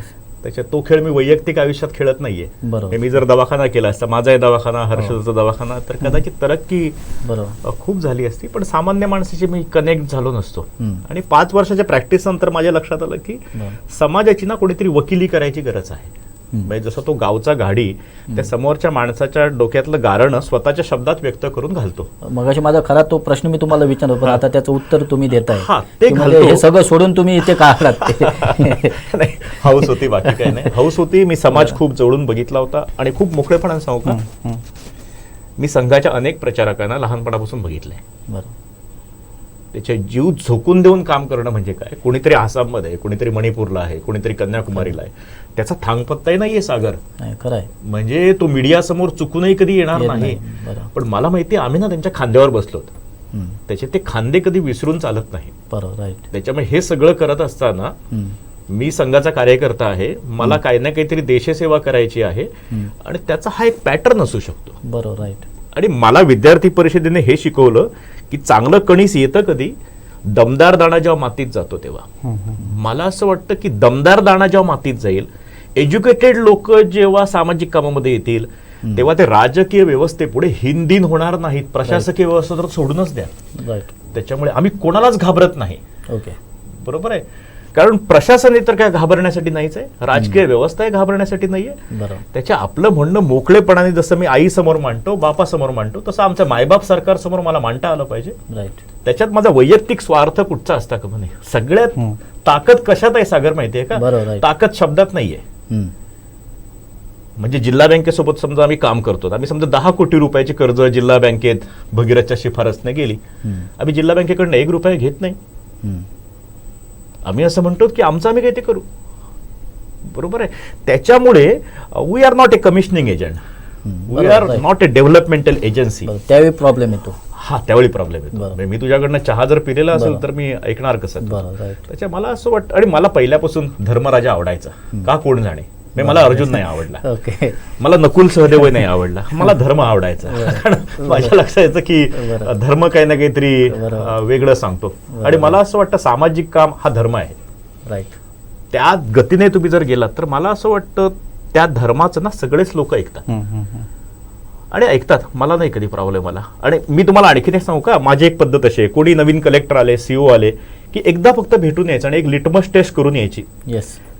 काम करणारा आहे की काम करणारा नाही. आणि डॉक्टर म्हणून ना, जसं तुम्हाला माशाचा वास येतो, भज्याचा वास येतो, तसं I can smell the person.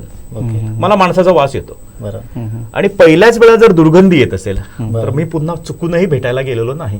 Right. म्हणजे मी सगळ्या कलेक्टर सगळ्या सीओना भेटायला जात नाही. बरं. माझ्या लक्षात आलं की पंटी आहे, बरं. तेवणारी आहे, बरं. तर मला असं वाटतं अशा समयीकडे मी बरं. गेलंच पाहिजे. राईट. कारण माझ्यापेक्षा IAS ऑफिसर बुद्धिमान आहे, बरं. तो लाखातनं एक आहे. बरोबर आहे. आणि असे लोक सापडतात. मी तुम्हाला सांगू का, बरं. सगळ्यात शेवटी लाईक माइंडेड पीपल एकत्र येतात. आणि ज्याला बुद्धी आहे ना त्याला दुसऱ्याच्या बुद्धीबद्दल आदरही असतो. बरोबर आहे. आणि ते चालतं, त्याच्यात काही अडचण येत नाही. आणि मी तुम्हाला म्हटलं तसं की ते जर रिस्पेक्ट देत नसेल तर मी जात नाही. मी एक ठराविक वेळ ठरवून जातो, अर्धा तास काढून जायचं, खूप वेटिंग पिरियडला बसायचं नाही. बरोबर आहे. 15-1 मिनिटात भेट झाली तर ठीक आहे, नाही तर निघून जायचं. बरोबर. बरोबर आहे. मी आठवड्यातनं एकदा ओरोसला जातो, माझ्या ठराविक लोकांना पटपट भेटायचं आणि पुन्हा यायचं. सागर, मोकळेपणाने सांगू, मी आतापर्यंत 7 लाख किलोमीटर जिल्ह्यामध्ये स्वतः ड्राईव्ह करत फिरलोय. बरोबर आहे. त्याच्यात एक माझी मारुती गेली, त्याच्यात एक वॅगनार गेली, नंतर स्टेट बँकेन बोलेरो दिली, ती 2-2.5 लाख किलोमीटर चालली. त्याच्यामुळे हे जे फिरणं आहे ना कार्यकर्ता म्हणून, आणि सुशिक्षित मनुष्य जेव्हा फिरतो तेव्हा त्याला ना गोष्टी समजतात. कारण मी नुसतं पाहत नाही, मी निरीक्षण करतो. आणि इंग्रजीत to see and to do observe, ह्याच्यामध्ये फरक आहे. मी ऑब्झर्व करतो आणि ते ऑब्झर्वेशन लोकांना सांगतो. अनेक लोकांना सांगावी लागतात, बँकेला सांगावे लागतात, नाबार्डला सांगावे लागतात. कोंबडी पालनासाठी पूर्वी कोण कर्जच देत नसायचं. नक्कीच. लोक म्हणायचे हे कोंबडेवाले ठकवतात. माझ्या लक्षात आलं कोंबडी ATM कार्ड आहे, शेळी हे ATM कार्ड आहे. बरं. आम्ही प्रशिक्षण केंद्र सुरू केलं. आणि दादांनी त्याचं चांगलं उदाहरण इथे हो दिलं. हो हो. त्याच्यामुळे ते जमत गेलं, फार काय अडचण येत नाही. आणि सगळ्यात शेवटी तुम्हाला माहित असेल, माणगावच्या एका खोऱ्यामध्ये रोज 10,000 पक्षी गोवा मार्केटला जातात. रोज 10,000, 5-5.5 लाख पक्षी माणगाव खोऱ्यामध्ये वाढवले जातात.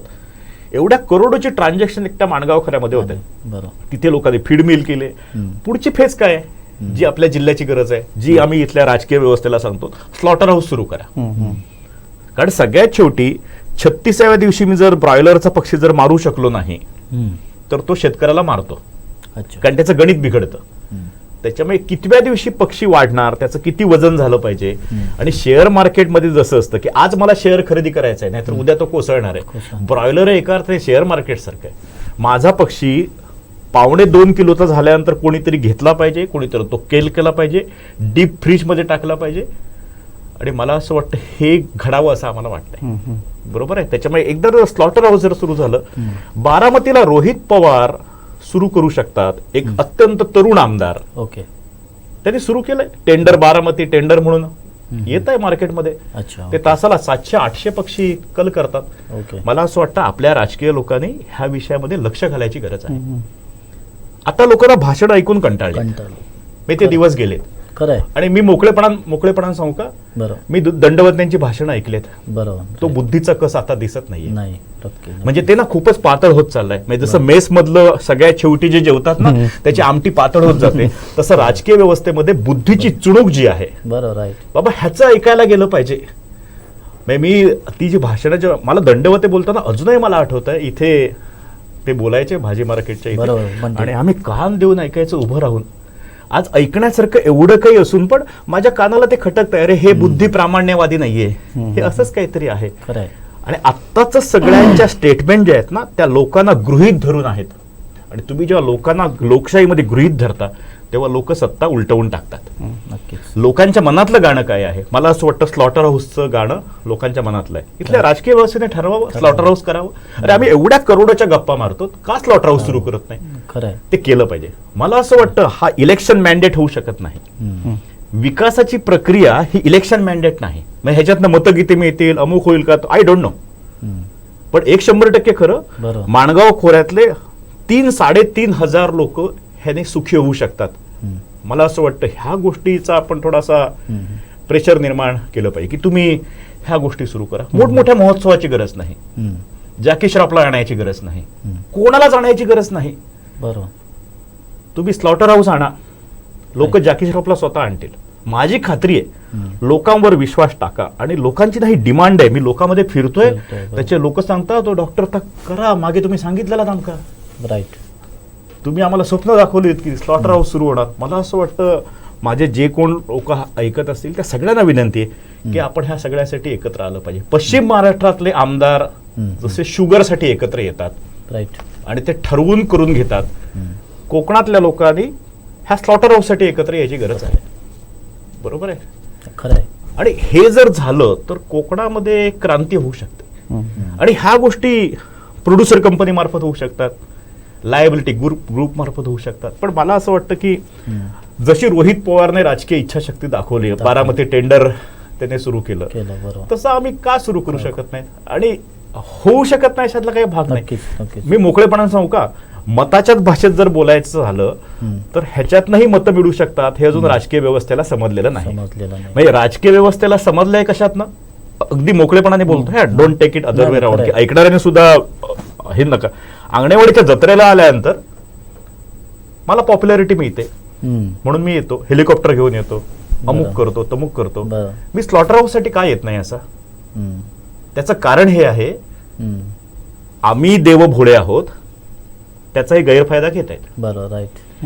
जेव्हा सामाजिक व्यवस्थेतले लोक प्रश्न विचारायला लागतील ना लोकशाही व्यवस्थेला, तेव्हा लोकशाही व्यवस्थेमध्ये लोकप्रतिनिधींना ती उत्तर दिली पाहिजे. कारण तुम्ही उत्तरदायी आहात. तुम्ही असं नाही म्हणू शकत तुम्ही आम्हाला विचारणारे कोण. सागर, मी आणखीन प्रश्न विचारू, असे 100 प्रसाद देव जर तयार झाले तर काय जादू होईल गावागावात? Just imagine. मी मगाशी तोच प्रश्न तुम्हाला, जी तुम्ही जशी नस ओळखतायत अधिकाऱ्यांची, तशी नस आता तुम्हाला गावागावातल्या प्रत्येक व्यक्तीला ती ओळखायची एक टेस्ट करावी लागेल. सगळ्यात शेवटी माझ्या आयुष्याला मर्यादा आहे, आता 53 सुरू आहे. पण मला असं वाटतं की गावागावात ते होत आहे. आणि आज सुदैवाने प्रशासकीय व्यवस्था, राजकीय व्यवस्था ऐकण्याच्या मनस्थितीमध्ये आहे. फक्त अजून एक धक्का द्यायची गरज आहे, तेवढे 100%. ते अग्निबाण कसा, तो त्याला 2 धक्के द्यावे लागतात. एक धक्का असतो तो गुरुत्वाकर्षणाच्या पलीकडे जाणारा, आणि दुसरा धक्का द्यावा लागतो तो फिरणारा. त्याच्यामुळे राजकीय व्यवस्थेला हे समजत नाही अशातला काही भाग नाही. त्यांना हे समजतंय पण अजून उमजत नाहीये. त्यांना अजूनही असं वाटतंय 2024चं काय होतं ते बघू मग ठरवू. मला असं वाटतं पुढच्या काळामध्ये जैवभारावर निर्माण होणाऱ्या प्रक्रिया उद्योग हे कोकणाचं USP असेल. मग ते कोकणातलं काजू असेल, अतुल काळसेकर, सुनील उकिडवे हे सगळं किंवा रवी चव्हाण हे कोकणातल्या बोंडवावर प्रक्रिया करायचा विचार करतायत. कारण परिभाषेत जर बोलायचं झालं तर 1 किलो जेव्हा काजू तयार होतो तेव्हा 9 किलो बोंडू तयार होतो. बरोबर. म्हणजे आम्ही आतापर्यंत 1 किलो काजूच्या प्रक्रियेचा विचार केला, बोंडवाचा नाही केला. आपण बोंडवाचा विचार केला नाहीये. त्याच्यामुळे राजकीय व्यवस्था विचार करायला सुरुवात झाली. हा खूप मोठा पॉझिटिव्ह सिग्नल आहे की 1 किलो काजू त्याच्याबरोबर 9 किलो जो बोंडू तयार होतोय त्याचा आम्ही विचारच केला नाही. सगळ्यात जास्त डायरेक्टरी फायबर त्याच्यात आहेत, सगळ्यात फिनॉलिक कंपाऊंड त्याच्यामध्ये आहेत. सागर, मी मोकळेपणाने सांगू, मी लहानपणी ते मृगजळ ऐकलं होतं. आम्हाला आता मृगजळ दिसत नाहीये, आम्हाला पाण्याचे झरे दिसत आहेत. 25 वर्षापूर्वीचा कोकण हा एका अर्थाने आम्हाला काहीतरी दिसत होतं पण नक्की आहे की नाही समजत नव्हतं. आज इथल्या व्यवस्थेला, प्रशासकीय व्यवस्थेला, राजकीय व्यवस्थेला हे समजलंय इथे प्रक्रिया उद्योग झाले पाहिजेत. आणि मला असं वाटतं ती जी शरद पवारांची दूरदृष्टी होती ना फळबाग लागवडची, आपण ते नाव कोकणामध्ये विसरू शकत नाही. म्हणजे काजू बाग लागवड जर झाली नसती, काजू आणि आंबा, आणि आप्पासाहेब गोगटेंची दूरदृष्टी आंब्याची कलमं लावायची, मला असं वाटतं ती दूरदृष्टी घेऊन आजच्या राजकीय नेतृत्वाने विचार केला पाहिजे. स्लॉटर हाऊस कधी होणार, राईट, अंडी उबवणूक केंद्र जागोजागी कधी होणार, आमचं दूध संकलन 15 लाख लिटर कधी होणार. राईट. सागर, गोकुळचं दूध संकलन रोजचं 15 लाख लिटर आहे. मी कोल्हापूर जिल्हा रोज 15 लाख लिटर दूध जमा करतो. आमचं सगळं म्हणून 28,000 लिटरच्या पलीकडे जात नाही. म्हणजे आमचा रेनफॉल आहे 3,000 मिलीमीटर, म्हणजे आमच्याकडे पाऊस पडतो 3,000 मिलीमीटर, आणि राळेगण सिद्धीला पाऊस पडतो 600 मिलीमीटर, पोपटराव पवारांकडे पाऊस पडतो 600 मिलीमीटर. त्यांच्याकडे रोजचं एका गावाचं दूध संकलन 5,000 लिटर आहे. आणि आम्ही कौतुकाने सांगतो आमच्या जिल्ह्याचं 28,000 लिटर आहे अख्ख्या जिल्ह्याचं. त्याची ही जी असमानतेची लढाई आहे ना. बरोबर, राईट. माझा एक सावळतचा मित्र होता दीपक तारळेकर म्हणून, माझ्यावर तो आयुर्वेद कॉलेजला शिकायला होता. तेव्हा तो मला नेहमी सांगायचा, तुम्ही कोकणी लोक ना प्रसाद आळशी असतं रे. मी म्हटलं का रे? ते म्हणाले तुमच्या प्रत्येक दसऱ्यात कोणाची दिवाळी होते माहिती? मी म्हटलं कोणाची? पश्चिम महाराष्ट्राची. कारण तुम्ही म्हणाले आम्रखंड आमचं खाणार, श्रीखंड आमचं खाणार, येळगुडचं दूध तुम्ही आमचं पिणार. त्याच्या तुमच्या आनंदामध्ये दिवाळी म्हणाले आमची होते. मला ते ना अजूनही बोचतं डोक्याला. त्याच्यामुळे जेव्हा 1 लाख लिटर होईल ना दूध, तेव्हा दिप्याला फोन करून सांगेल, दिप्या आमची दिवाळी आता आमची साजरी करतो. आणि मला असं वाटतं की ज्या प्रमाणामध्ये सागर पर्यटन वाढत आहे, आज जवळजवळ 3-4.5 लाख पर्यटक दरवर्षी येतात. म्हणजे आमच्या जिल्ह्याची लोकसंख्या 12 लाख प्लस एक फ्लोटिंग पॉप्युलेशन 3 लाख. असं जर आम्ही 15 लाखाच्या गरजा जर कॅल्क्युलेट केल्या, आमची अंड्याची गरज किती, आमची दुधाची गरज किती, आमची दह्याची किती, तर तुमच्या लक्षात येईल एकाही माणसाला सिंधुदुर्ग सोडून मुंबईत जावं लागणार नाही. आम्ही कोकण कन्याने गमतीन जाऊ आणि पुन्हा दिव्याने येऊ. बरं, म्हणजे माझ्या दुसऱ्या प्रश्नाचं उत्तर दिलं हा, ती उलटी मनी ऑर्डर करण्याची क्षमता कोकण भूमीमध्ये आहे. फक्त बरेचदा कसं होतं माहितीये का, डॉक्टरकीच्या परिभाषेमध्ये बरेचदा अॅनेस्थेसिया दिला जातो ऑपरेशन करत असताना, आणि मग पेशंट 2-3 तासांनी शुद्धीवर येतो. मला असं वाटतं कोकणनं आत्ता नुकतं कुठे शुद्धीवर येत आहे. म्हणजे आमचा पहिला धक्का जो होता तो गिरणी कामगारांचा संपाचा, तो एक धक्का होता. त्याला पुन्हा ज्याला आपण शाप आणि उशाप म्हणतो तसा तो शाप धरला तर कोकण रेल्वे हा त्याचा उशाप होता. बरोबर. चिपीचा विमानतळ आणि मोपाचा विमानतळ हा आणखीन दिलेला आशीर्वाद आहे. बरं, आणि आता चौपदरीकरण फक्त आम्ही एवढे कपाळ करंटे असता का म्हणे की आम्ही एवढं होऊन पण जर विकास करू शकलो नाही, बरोबर, तर मला असं वाटतं आपण शहा आणि पटेलला दोष देण्यात काहीच अर्थ नाही. खरं कारण आहे. ते काय पाकिस्तानमधनं येऊन कोकणातल्या जमिनी घेत नाहीये. नाही. मला नेहमी असं वाटतं की एकदा मी हायवेने जात होतो, जेव्हा हा चौपदरीकरणाचं काम सुरू होतं तेव्हा मी झारापासून बांद्यापर्यंत हायवेने सायकलने गेलो होतो. बरोबर. अजूनही कधी कधी मध्ये मध्ये जातो जातं. आणि मध्ये बरंच काय काय सुरू होतं. कोण गवत सुकत घालत होतं, पोरांनी क्रिकेटची टुर्नामेंट सुरू केली होती. तेव्हा मी कोणाला तरी विचारलंय काय रे कसा वाटता ह्या हायवेचा, तेवढ्या गवत म्हणाले डॉक्टर बराच सुकान येता म्हणाले, खाली कॉन्क्रीट असल्यामुळे मला कधी कधी वाटतं, अरे, एवढा मोठा चौपदरी हायवे होतोय आणि आम्ही कर्मदरिद्री एवढे ते आम्ही गवत सुकवून घेतो. मला असं वाटतं हा गवतामध्ये जो सुवर्ण क्षण आहे ना, तो सुवर्ण क्षण डेअरीतनं विकसित झाला पाहिजे. त्याच्या ह्या गमती करत असताना ह्या गमती एका अर्थाने माझीच मी स्वतः चेष्टा करतो की काय, अशी शंका मला येते. पण आम्हाला डॉक्टर लोकांना एक सवय असते, कॅन्सर जरी असला ना तरी त्याला हसत हसत सांगावं की काय नाही असं अजून 10 वर्ष. मला प्रामाणिकपणे असं वाटतं की कोकणाला ती पुढची 25 वर्षाचा जर आम्ही जर मास्टर प्लॅन करू शकतो सगळे एकत्र म्हणून, हे एकट्या भगीरथचं काम नाही. खरं आहे. मी इथले पालकमंत्री असतील, इथली प्रशासकीय व्यवस्था असेल, गावाचा सरपंच असेल, आणि अखेरीचा रथ जसा मला एकट्यानं ओढता येत नाही, पण 100 लोक जेव्हा येतात तेव्हा ते रथ ओढण्याची प्रक्रिया जी आहे ना ती बेसिकली सामूहिकतेची प्रक्रिया आहे. आणि हा तर विकासाचा रथ आहे. सगळ्यांनी मिळून जर ओढला तर मी अगदी मोकळेपणाने सांगू, आमच्या एवढं वार्षिक उत्पन्न आणखीन कोणाचं असूच शकणार नाही. एवढं सगळं आपल्याकडे निसर्गाने समृद्ध आहे. म्हणजे निसर्गातली सगळ्यात मोठी आश्चर्य कुठची तर सह्याद्रीचा पर्वत, राईट, आणि समुद्र. म्हणजे आपले विदर्भाचे मित्र जेव्हा येतात तेव्हा ते सांगतात प्रसाद तुम्ही स्वर्गात राहता. मी म्हटलं हो, आणि ते खरंही आहे. एवढा झाडोरा, एवढी ग्रीनरी, एवढा पाऊस.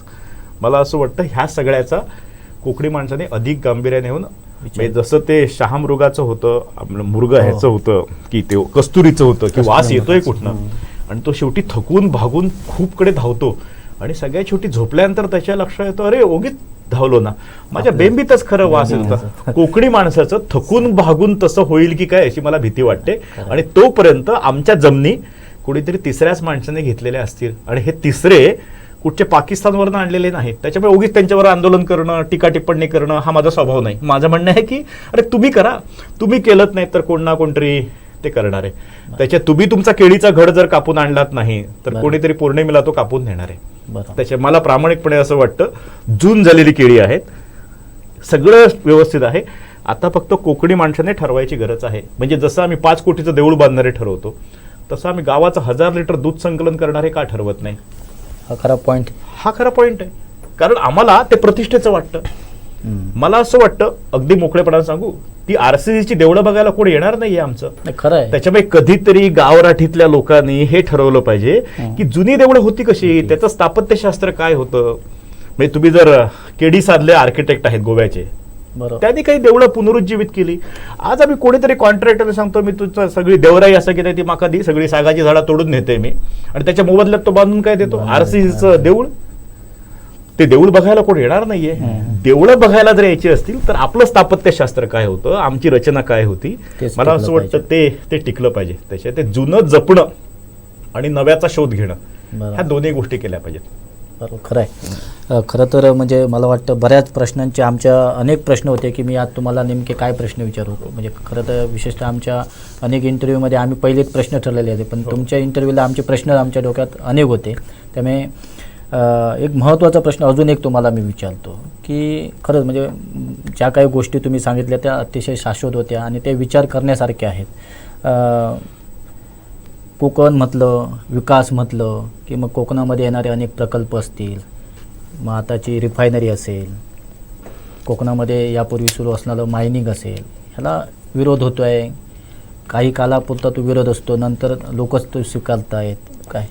अनेक त्यानिमित्ताने अनेक अचानक काही पर्यावरणवादी तयार होतात त्यावेळी अचानक, आणि ते अशी एक भीती निर्माण करून जातात काय की त्यामुळे कोकणी माणूस फार आधीच तो संभ्रमात आहे आणि त्यानंतर अजून तो आणखी संभ्रमात पडतो. याला काय उत्तर असं? फॅक्ट समजून घेणं. ते मी मागे तुम्हाला म्हटलं होतं, एकूण कोकणामध्ये 1.5 acre 1.5% of A total land ह्याच्यामध्ये माइन्स आहे. ते कुठेतरी मँगनीज असेल, कुठेतरी आयर्न असेल, कुठेतरी अमुक असेल, तमुक असेल, वॉट इट मे बी. तो डाटा उपलब्ध आहे. ते समजा होणार आहे गृहीत धरून चला, आणि ते होणं म्हणजे खूप मोठं काहीतरी गदारोळ होतोय अशातला काही भाग नाही. सगळ्यात शेवटी मी माझा जेव्हा अँड्रॉइड वापरतो तेव्हा कुठेतरी मायनिंगचंच प्रॉडक्ट आहे ना ते. नक्कीच. म्हणजे मी सागर आता इथे जसं ना बलून घेऊन आलोय, मी पेट्रोल जाळून आलोय आणि गोष्टी करतोय पर्यावरणाच्या, म्हणून मी कधी पर्यावरणवादी होणार नाही. सगळ्यात शेवटी विकासाची प्रक्रिया होत असताना कोंबडी पालन, शेळी पालन, डेअरी, त्याच्यासोबतच जर त्या भूभागामध्ये एखादं खनिज जर असेल तर त्या खनिजचं उत्खनन करणं आणि लॉजिकल फ्रेमवर्क ॲनालिसिसमध्ये त्या जमिनीचं पुन्हा पुनर्गठन करणं आणि ती जमीन पूर्वीसारखी करून देणं.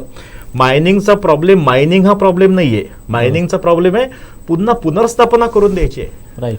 तुम्हाला आठवत असेल, आपण वास्तुशांतीला जेव्हा ब्राह्मणाला बोलवतो आणि तेव्हा ब्राह्मण आपल्याला एक प्रायश्चित्त घे म्हणून सांगतो. ते प्रायश्चित्त कसलं आहे? ते प्रायश्चित्त ह्याचं आहे की हे घर बांधत असताना किडे, मुंगी, झाडं हे मी तोडली आहेत, त्याचे मी हा संकल्प करतोय की तेवढी झाडं मी पुन्हा लावेन. मला तुम्ही एक मायनिंग इंडस्ट्रीशी दाखवा जगाच्या पाठीवरची ज्याने एवढं सिरियसली घेतलं.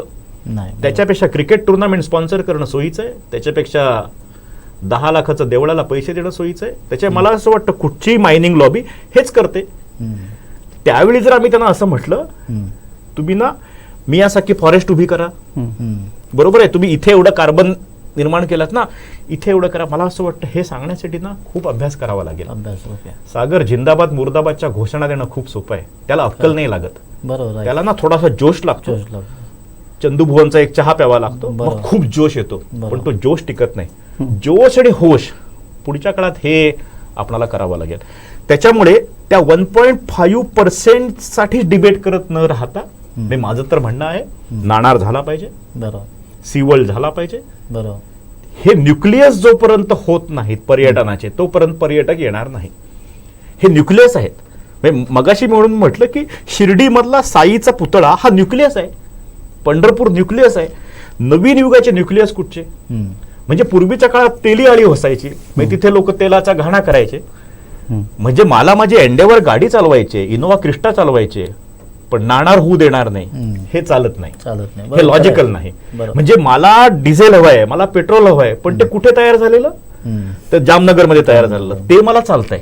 म्हणजे शिवाजी हवाय, पण तो शेजाऱ्याकडचा. नाहीतर पुन्हा एकदा माझी तयारी आहे तसं जगायची, पंचा लावून जगूया, आयुष्यभर तसंच राहूया ना. आम्हाला जर विकास जर हवाय तर विकासाची कॉस्ट बेअर करावी लागते. आणि युरोपियन देशांनी त्यांनी जो विकासाचा केला, त्यांनी हे सगळ्या गोष्टी केल्यात. आणि आता आम्हाला तत्वज्ञान सांगतायत. हे म्हणजे दाऊदने सत्यनारायण पूजा घालण्यासारखं आहे ना, की लक्षात आलं का? म्हणजे कोण सांगताय आम्हाला तुमचा कार्बन फुटप्रिंट कमी होत आहे, अमुक होत आहे.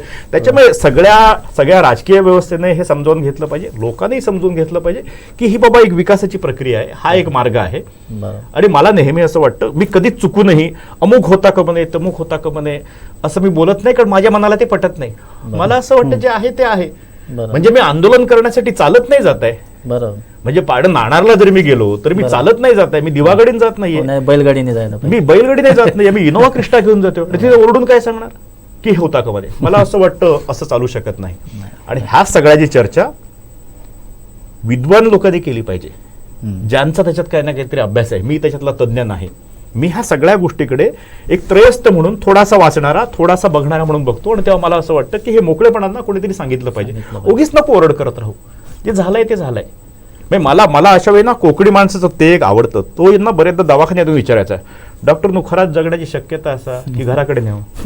आता हा जो मोकळा प्रश्न आहे ना, तसं एकदा कोकणी माणसाने ठरवलं पाहिजे की हे 10 गोष्टी असत की नाही, हे होतले. आता हे होणार तर माझी पत्रावळ मला कुठे लावता येईल, माझा द्रोड मला कुठे लावता येईल, बरोबर. आणि मी ह्या जेवणाच्या रांगेमध्ये मी नक्की कुठे बसणार आहे. आणि यात कोकणी माणूस हुशारही आहे. हुशार आहे, तो हे सगळं करतही असतो. हा. बरोबर ते आहे. तो हे फक्त सगळं- त्याला अचूकपणे जमलं हा, पाहिजे. त्याला ते अचूकपणे जमलं पाहिजे. मला असं वाटतं की मी याच्यात पार्टिसिपेट कुठे होईल, माझा ह्याच्यातला नक्की रोल कसा असेल. म्हणजे म्हणून मला ते अभिनव फार्मर क्लब योग्य का वाटतो. त्यांनी हिंजेवाडी जेव्हा बाजूला सुरू झाली तेव्हा तिथल्या सगळ्या शेतकऱ्यांनी एकत्र नसं ठरवलं की एवढी हिंजेवाडी माझ्या बाजूला येणार आहे तर मी शेतमाल का तयार करू नये. त्यांनी ते केलं. बरोबर. पुण्याचा मगरपट्टा त्यांनी ते केलं. मला असं वाटतं कोकणी माणसाने पुढच्या काळामध्ये विरोध न करता इक्विटी पार्टनरशिपच्या गप्पा केल्या पाहिजेत. नक्कीच. की तुम्ही एक गोष्ट करता ना, ह्याच्यातून तुम्हाला एक्स रेव्हेन्यू मिळणार ना, माझा हिस्सा काय तो सांगा. माझी इक्विटी पार्टनरशिप ह्याच्यामध्ये पाहिजे. त्याच्या मला असं वाटतं आहे ती पत्रावळ टाकून न देता माझा द्रोण कुठचा तो सांगा, माझा भात कुठचा तो सांगा, माझी आमटी कुठची ती सांगा. बरोबर, मला असं वाटतं ह्या निगोशिएशनच्या भूमिकेमध्ये कोकणी बुद्धी वापरून आलं पाहिजे. कारण सगळ्यात शेवटी मला असं वाटतंय की कोकणात कुठचाही प्रकल्प यायचा ठरला की काही लोक ठरलेले आहेत, हो. ते येणार, विरोध करा. भाषणं करणार, रायगडला निघून जाणार. खरं आहे. बरोबर आहे, जातात. मी त्यांना बघितलंय. नाही, खरं आहे. मी त्यांचा गुलाल उधळलेला बघितलाय, मी कळणे बघितलंय. फक्त कळणे मला प्रत्येक वेळी ते वाटतं की सगळ्यात शेवटी तिथला भूमिपुत्र उद्ध्वस्त जर होत असेल तर मायनिंग लॉबीने कधीतरी खरंच अंतर्मुख होऊन विचार करायचा आहे की सगळ्यात शेवटी आम्हाला मोक्षप्राप्ती जर मायनिंगला जर हवी आहे तर ती मिळणार कशातनं. बरोबर. कोणाच्या तरी दारात चिखल जर तुमच्या मायनिंगचा जात असेल तर मला असं वाटतं that is not a logical practice. म्हणजे एखाद्या डॉक्टरने पैसे कमवायचे आणि इंजेक्शनच्या सुया मात्र नेऊन शेतात टाकून द्यायच्या, हे नाही चालत. नाही. म्हणजे जसं डॉक्टरला एक डिस्पोजेबल सिस्टीम आहे System तसं मायनिंगने एक डिस्पोजेबल सिस्टीम निर्माण केली पाहिजे की हे आमच्यापासून तयार होणार आहे, एवढं माझं इमिशन असणार, हे मी अशा प्रकारे कमी करणार, ही माझी मिटिगेशन डिव्हायसेस आहेत. त्याचे मला असं वाटतं की ते सगळं होत असताना मला नक्की काय करायचं आहे, मला शाश्वत विकासाकडे तर जायचं जर आहे. कारण उद्या माळीण जर झालं, उद्या शिरशिंगाचा डोंगर जसा कसरतोय ते जर झालं तर आपल्याला कोणालाच ते परवडणारं नाहीये. बरोबर आहे. आणि आणखीन एक मला महत्वाचं वाटतं की माधव गाडगीळ काय म्हणाले, तर राजकीय व्यवस्थेने फार सिन्सिअरली ऐकून घेतलं नाहीये, प्रशासकीय व्यवस्थेने घेतलं नाहीये. कधीतरी गाडगीळ काय म्हणाले ते वाचून समजून मग विरोध करावा लागेल. बरोबर. मला असं वाटतं हे सगळे ऑप्शन उपलब्ध आहेत. म्हणजे बायपोलर व्हायची गरज नाही. म्हणजे हेच योग्य आणि हेच अयोग्य. डॉक्टर म्हणून आम्ही असं कधीच म्हणत नाही. आम्ही म्हणतो की तपासून बघू. क्रोसिनने ताप जातो, बरोबर आहे. डोलोनही ताप जातो, फक्त डोलो थोडी जरा महाग पडते. आमचा मुद्दा असा आहे मायनिंग मध्ये विकास होतो, डेअरी मधनही विकास होतो, फक्त मायनिंगचा विकास थोडासा डोलो सारखा आहे. बरोबर आहे. तो जर डोस जर चुकला बरोबर. तर प्रॉब्लेम येऊ शकतो. गोव्यात ते आपण अनुभवलाय. बरोबर आहे. बरोबर आहे. एकदा पर्रीकर विमानातनं खाली जेव्हा उतरत होते तेव्हा पर्रीकरांची स्टेटमेंट आहे की एखाद्या सौंदर्यवतीच्या चेहऱ्यावर पडलेले डाग असतात ना, तसा मला गोवा दिसतोय. त्याच्यावर एकदा कधीतरी सगळ्यांनी एकत्र येऊन विचार करून बाबा हे होणार तर कमीत कमी डॅमेज कसं करता येईल. मला डॉक्टर म्हणून नेहमी ते वाटतं की हे होणार आहे, कमीत कमी डॅमेज कसं करता येईल. म्हणजे जसा मला तो पेशंट विचारायचा ना, नेहो गोव्यात की आटपतला सर तुमचा अंदाज काय, तसं मला असं वाटतं एकदा कधीतरी सागर सगळ्या लोकांनी एकत्र येऊन एक कॉमन प्रोसेस ठेवली पाहिजे की हे होणार. म्हणजे आम्हाला ना हे 4 प्रकल्प आहेत ते हवेत कारण ती आमची गरज आहे. त्याच्यातनं कार्बनचं उत्सर्जन होणार, त्याच्यातनं जागतिक तापमान वाढ होईल, अमुक सगळं मान्य उपाय आहेत ना. सगळ्यात शेवटी मी पाऊस नाही थांबवत, मी माझ्यापुरती छत्री वापरतो. त्याच्यामुळे सगळंच नको असं म्हणणं. आणि मला कधी कधी वाटतं आम्ही ना एवढे वेडे नाही हो. म्हणजे सीवर्ल्डचा प्रकल्प होऊ नये म्हणून डोक्याचं मुंडन करणाऱ्या राजकीय व्यवस्था आपल्याकडे असतात. मला असं वाटतं एवढे आम्ही कधी बेअक्कल झालो, हा मला प्रश्न आहे. म्हणजे आम्ही बाप मेल्यानंतर मुंडन करायचो, आई मेल्यानंतर मुंडन करायचो. म्हणजे मला असं वाटतं ह्याच्यातली जी स्टंटबाजी आहे ना, ती स्टंटबाजी आपल्याला थांबवावी लागेल. लोकांना सांगावं लागेल हे स्टंट नका करू, हॅव ए ओपन डिबेट. खरं आहे. तुम्ही तुमचा कागद घेऊन या, आम्ही आमचा कागद घेऊन येतो, मग समोरासमोर बोलू. हे काय, हा काय शिमगा आहे का. त्याच्या मला असं वाटतं ही डिबेट झाली पाहिजे. आणि मला प्रामाणिकपणे असं वाटतंय भगीरथला ती डिबेट करायची आहे. नक्कीच. कोणी येतं आणि काही सांगून जातं असं नाही चालणार. नाही. विकासाचं मॉडेल कसं हवं ते सगळ्यांनी एकत्र बसून एकदा ठरवूया, त्याच्यातले प्रोज कॉन्स ठरवू आणि मग जाऊ ना पुढे. नाहीतर पुन्हा दारिद्र्यात खितपत पडू. त्याच्यात देअर आर 2 ऑप्शन. बरोबर. एक तर ह्या रस्त्याने जात असताना हेल्मेट वापरा, स्पीड कमी करायचा प्रयत्न करा. नाहीतर रस्त्याने जाऊच नका. आहे ती पेज जेवून राहू ना, काय फरक पडणार आहे सागर. बरोबर. राईट. किती वर्ष दारिद्र्यात आम्ही काढलेत की पेजेचा पेज आणि फणसाची भाजी किती दिवस पेज भाजी अजूनही आहे. बरोबर आहे. त्याच्या मला विकासाचा जर टप्पा जर पार करायचा झाला तर, आणि मला नेहमी असं वाटतं की विकास हे ना एक पॅकेज असतं. त्या पॅकेजमध्ये तुम्ही मला हे हवं आणि हे नको असं सांगू शकत नाही. विकास असा वरून येतो खाली, तो दणकन खाली पडतो आणि तुम्हाला तो मग स्वीकारावा लागतो. त्याच्याशिवाय व्हाय नॉट टू पार्टिसिपेट. त्याच्यात जर पार्टिसिपेट जर झालं, आम्ही सहभागी झालो आणि सहमतीनं जर ठरवलं ह्या 2 गोष्टी आम्ही नाही करणार आहे, ह्या 3 गोष्टी नाही करणार.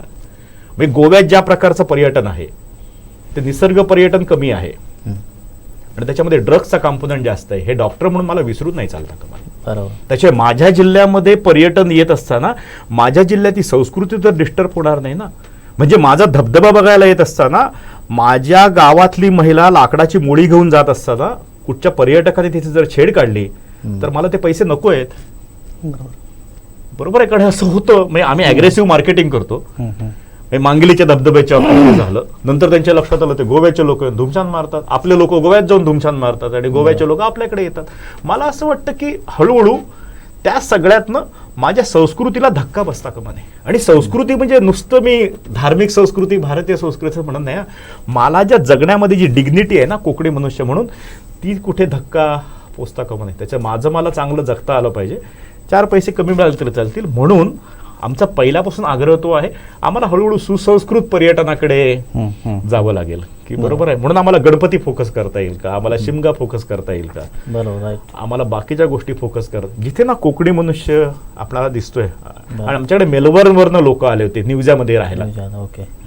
बॉर्डरलेस इंजिनियर नावाची संघटना होती अच्छा. आणि त्यांची 40 मुलं ओके. न्यूझ्यामध्ये येऊन थांबली होती. 5 दिवस होती, झाली त्याला आता 5-6 वर्ष झाली. कोविडच्या आधीची गोष्ट मी तुम्हाला सांगतोय. ते आले होते ग्रामीण संस्कृती अभ्यासायला अमुक तमुक, आणि गावातल्या महिलांनी सगळ्यात विचारलं तुम्ही आमच्यापासून काय शिकलात, हा तो प्रश्न होता. त्यांना असं वाटलं होतं की त्यांच्या गॅजेट बद्दल ते बोलतील. त्या महिला म्हणाल्या तुम्ही छान नीटनेटके राहतात की नाही, स्वच्छ, तर आमका आवडला. आता हा आहे टेक होम मेसेज की म्हणजे तिला तिच्या अँड्रॉइड बद्दल कौतुक नव्हतं, तिच्या गाडी घोड्याबद्दल कौतुक नव्हतं, त्यांचं नीटनेटकं राहणं, साफ सुथरं राहणं, वेळ पाळणं, किंवा सगळ्यात महत्वाचं त्यांनी न्यूजाला सांगितलं होतं डिझास्टर स्प्रेड मॅनेजमेंट स्पॉट कुठचा तुमचा, म्हणजे यदा कदाचित काय जर गावामध्ये घडलं तर आम्ही कुठे एकत्र यायचं. आणि तेव्हा गावातल्या लोकांनी स्वतःच्या अँड्रॉइडवर त्यांच्या घराची GPS लोकलायझेशन केली होती. बरोबर आहे. हे माझ्या घराचा अक्षांश, हा माझ्या घराचा रेखांश. सागर, मला असं वाटतंय आम्ही ग्लोबल सिटिझनशिप मधले कोकणी मनुष्य आहोत हा भाव विसरून जाता कामा नये. म्हणजे आम्ही राहत असू कदाचित कुठच्या तरी दुर्गम गावामध्ये, पण माझा अक्षांश आणि रेखांश जगाच्या संदर्भात नक्की काय आहे आणि जग कुठे जात आहे, मी कुठे आहे, आणि ते जे पाश्चिमात्य देशाने केलं आणि आज पर्यावरणाच्या समस्या निर्माण झाल्या त्या माझ्याकडे निर्माण व्हायच्या नसतील तर काय मिटिगेशन मेजर केली पाहिजेत. मी पुन्हा पुन्हा रिपीट करतोय, प्रवास करायचा आहे, ऍक्सिडेंट न होता प्रवास कसा करता येईल, बरोबर, त्याचं आपल्याला नियोजन केलं पाहिजे, नाहीतर आम्ही मिसगाईड होऊ. खरं तर म्हणजे मी इथे थांबणार असतो, पण एक शेवटचा प्रश्न अजून एक विचारतोय. आणि खरं तर या वर्धापन दिनानिमित्त आमची थीम आहे ऑक्सिजन टुरिझम. योगायोगाने जिल्ह्याला 25 वर्ष पूर्ण होत आहेत. हा पर्यटन जिल्हा जाहीर झाला देशामधला पहिला. आणि खरं तर कधीकधी आम्हाला देखील विचार पडतो, आम्हाला जेव्हा अनेक सेलिब्रिटी या जिल्ह्यामध्ये येतात तर इथे शूटिंग करतात आणि राहायला जातात गोव्यामध्ये. ओके. खरं तर तुम्ही जसं आत्ता गाव संस्कृती म्हणालात, ग्रामीण संस्कृती कशी, म्हणजे खरं तर कांतारासारख्या पिक्चरने ते दाखवून सुद्धा दिलं आहे किती महत्त्वाचे आहे. पण ह्या अनुषंगाने सर्व म्हणजे मगाशी एकूणच चर्चेतून जर आपण पाहिलं असेल तर बॅलन्स सांभाळून हे सगळं आपण करू शकतो, हे एक महत्त्वाचं समोर येत आहे. तर मागच्या ह्या 25 वर्षामध्ये पर्यटन जिल्हा देशामध्ये जाहीर झाल्यानंतर सिंधुदुर्ग जिल्ह्यामध्ये एकही पंचतारांकित हॉटेल होऊ शकलेलं नाही आहे. मालदीवसारखे एक बेट असलेल्या देशामध्ये शेकडो पंचतारांकित हॉटेल आहेत. आणि आज आपल्या सिंधुदुर्ग जिल्ह्याला देशातला पर्यटन जिल्हा असून एकही पंचतारांकित हॉटेल होऊ शकत नाही. तुम्ही सगळं पाहतात, इथली ग्रामीण संस्कृती म्हणजे पंचतारांकित हॉटेल म्हणजे काय फक्त त्या पद्धतीने म्हणजे पाश्चात्य संस्कृती ती नाही आहे, तर गावातली संस्कृती पण त्या याच्यामध्ये आपण आणू शकतो. तर खरं तर हे व्हायला पाहिजे होतं. शेवटचा माझा हा प्रश्न आहे, ऑक्सिजन टुरिझम ही आमची थीम आहे, काय उत्तर द्याल, काय सांगाल, आणि यावर शाश्वत काय उत्तर असू शकेल एवढंच. मी तुमच्या पहिल्या प्रश्नाची एकतर सहमत नाही. शांबा कोकलामध्ये लोक येत आहेत ना. हो. फार लांबून लांबून येत येत आहेत, 100%. फार अगदी हेलिपॅड पण त्यांनी ते बांधलंय. हो. त्याच्यात तुम्ही जर इन्फ्रास्ट्रक्चर जर केलं, आणि हे काम गव्हर्नमेंटचं नाही, ओके. हे प्रायव्हेट इक्विटीमधनंच होईल. लोक येऊन गुंतवणूक करतील, हम्म. किंवा खूपच आम्ही हुशार असू तर 10 कोकणी मनुष्याने येऊन एकत्र एक करावं ना प्रायव्हेट इक्विटीमध्ये चांगलं हॉटेल करावं, का करू शकत नाही. बरोबर. त्याचंही प्लॅनिंग केलं पाहिजे. मुद्दा क्रमांक 2. दुसरं महत्वाचं तुम्ही जो म्हणतात की ऑक्सिजनचा मुद्दा जो आहे तो तर 100% आहे. रीडर डायजेस्ट मध्ये एक चांगलं वाक्य आहे, there are 2 tragedies in life, to get everything and to get nothing. आणि जगामध्ये 2 लोक आहेत, ज्यांच्याकडे काहीच नाही आणि ज्यांच्याकडे सर्व काही आहे. आणि पर्यटन म्हणजे काय, तर ज्याच्याकडे सर्व काही आहे तो ते बघण्यासाठी येतो. मला एकदा आठवतं, एक दिवस एक श्रीमंत बाप असतो आणि तो मुलाला सांगतो, जरा त्या जाऊन झोपडीत राहून ये रे. आणि तो शेतकऱ्याच्या घराकडे तो जातो आणि आल्यानंतर बाबा विचारतात, तिथे काय काय तुला नाही असं वाटलं. तेव्हा तो म्हणाला, बाबा त्याच्याकडे काय नाही ते मला विचारा. दारात फुलणारा पारिजातक आहे, गोठ्यात हंबरणारी गाय आहे, बरोबर. त्याला अंडी विकत आणावी लागत नाहीत, कोंबडी आहेत, आहे झोपडी पण खूप साफसुथरी आहे, आणि विहिरीचं पण एवढं छान आहे की आपण बिस्लरीचं पण पितो ना त्याच्यापेक्षा छान आहे. त्याच्यामुळे बाबा खरं सांगू का, आपल्याचकडे खूप काही नाहीये आणि ते त्या शेतकऱ्याच्या दारामध्ये आहे. त्याच्यामुळे ती हंबरणारी गाय, ते फिरणारं कोंबडं, तो पारिजातक, त्याचा पडलेला सडा, हे बघण्यासाठी लोक येतील. त्याच्यामुळे 2 प्रकारचे पर्यटक पुढच्या काळात आपल्या देशात येतील. एक मोपाला उतरून डायरेक्ट 5 स्टार हॉटेलला येणारे, ओके. आणि 5 स्टार हॉटेलमध्ये थांबून कंटाळलेले, बरोबर, राईट, ते झोपडीमध्ये पुन्हा येतील. तिथे पुन्हा सारवलेलं अंगण, तिथली रांगोळी. म्हणजे मला अनेकदा परदेशी पर्यटक आल्यानंतर आपली जी चैत्राची जी रांगोळी असते ना, ती बघत थांबतात ते लोक, ते शूट करतात. आणि ते सगळ्यात शेवटी असं म्हणतात की ही जी मोमेंट आहे ना हाताची, ही मोमेंट मेंदूची सगळ्यात क्रिटिकल मोमेंट आहे. आणि रांगोळी जेव्हा एखादी महिला घालत असते तेव्हा हीच मोमेंट तिची आहे. म्हणजे ती सौंदर्यकृती तर आहेच, प्लस एका अर्थाने ब्रेनचा एक्झरसाइज आहे. त्याच्या एका बाजूला 5 स्टार संस्कृती ती आणली पाहिजे, कारण तिथला पर्यटक खूप वेगळा आहे, तो डॉलर खर्च करणार आहे. आणि तो जेव्हा कंटाळेल, मी मोकळेपणा सांगू का, रोज चिकन मटण खाऊन कंटाळल्यानंतर आपण कशी पेज जेवतो ना, आणि पेज जेवणात आनंद आहे. त्याच्यामुळे 5 स्टार संस्कृती आनंद आहे आणि तूप भात जेवणात आनंद आहे. आणि दोन्ही क्लास जेव्हा येतील आणि जेव्हा समाजाची तशी इंटरॅक्शनला सुरुवात होईल, तो खरा सोन्याचा दिवस असेल. मी पुस्तकाचं गाव बघायला गेलो होतो महाबळेश्वरला. तावडे सभेने केल्यानंतर मी बघायला गेलो होतो आणि मी तिथल्या लोकांना विचारलं, हे पुस्तकाचं गाव झाल्यानंतर काय झालं हो, तुमच्या गावात काय फरक पडला. खोचक प्रश्न होता थोडासा. मला असं वाटलेलं लोक सांगतील काय नाही हो, पुस्तक वाचून फार काय होतं, असं मला वाटलेलं की लोक उत्तर देतील. ते म्हणाले, नाही हो डॉक्टर, कुठचा तरी पुण्याचा म्हणाले 70 वर्षाचा वृद्ध गृहस्थ केवळ वाचण्यासाठी म्हणून आमच्या गावामध्ये येतो, 6-6 तास झाडाखाली वाचत बसतो. त्या माझा पोरगा आहे ना, तो गणितचं पुस्तक उघडतो आणि वाचत बसतो, कारण त्याच्या लक्षात येतं 70व्या वर्षी जर आजोबा वाचत असतील तर मला का वाचता आलं नाही पाहिजे. मला असं वाटतं पर्यटनातनं ही जेव्हा सरमिसळ जेव्हा होईल ना, एखादा न्यूरोसर्जन गावात येऊन थांबतोय, एखादा गणित तज्ञ गावात येऊन थांबतोय, किंवा जपानमध्ये असं ते आर्टचं गाव आहे, एखाद्या आर्टिस्टला असं वाटतंय की ह्या गावात जाऊन मी थांबून माझी कलाकृती दाखवेल. ही जेव्हा सरमिसळ सुरू होईल ना, तेव्हा तो जो खोबरेल तेलाचा मेंदू, तो माशाचा मेंदू, तो अधिक तल्लख होईल असं मला वाटतं. आणि पुन्हा एकदा वेगळं काहीतरी कोकणामध्ये घडतंय हे जगाला सारं समजेल. एवढंच. खूप चांगल्या पद्धतीनं सरांनी आपले विचार मांडले. खरं तर भगीरथच्या माध्यमातून हे सगळं काम त्यांनी उभा केलेलं आहे गेल्या 25 वर्षामध्ये. आणि मला वाटतं की हाच एक शाश्वत विकासाचा मार्ग आहे की जो आपला सिंधुदुर्ग जिल्ह्याला एका समृद्धीकडे नेऊ शकेल. सरांनी आपला मौल्यवान वेळ काढला.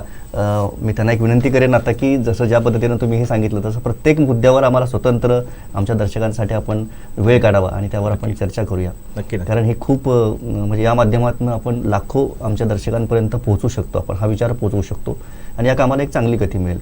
त्याचसाठी हे आमचं माध्यम आहे. तर सरांनी वेळ काढला आणि आपल्याला या सगळ्या मौलिक विचारांचं मार्गदर्शन केलं, त्याबद्दल मी त्यांना त्यांचे आभार मानतो. कोकण साथ लाईव्हच्या. नमस्कार.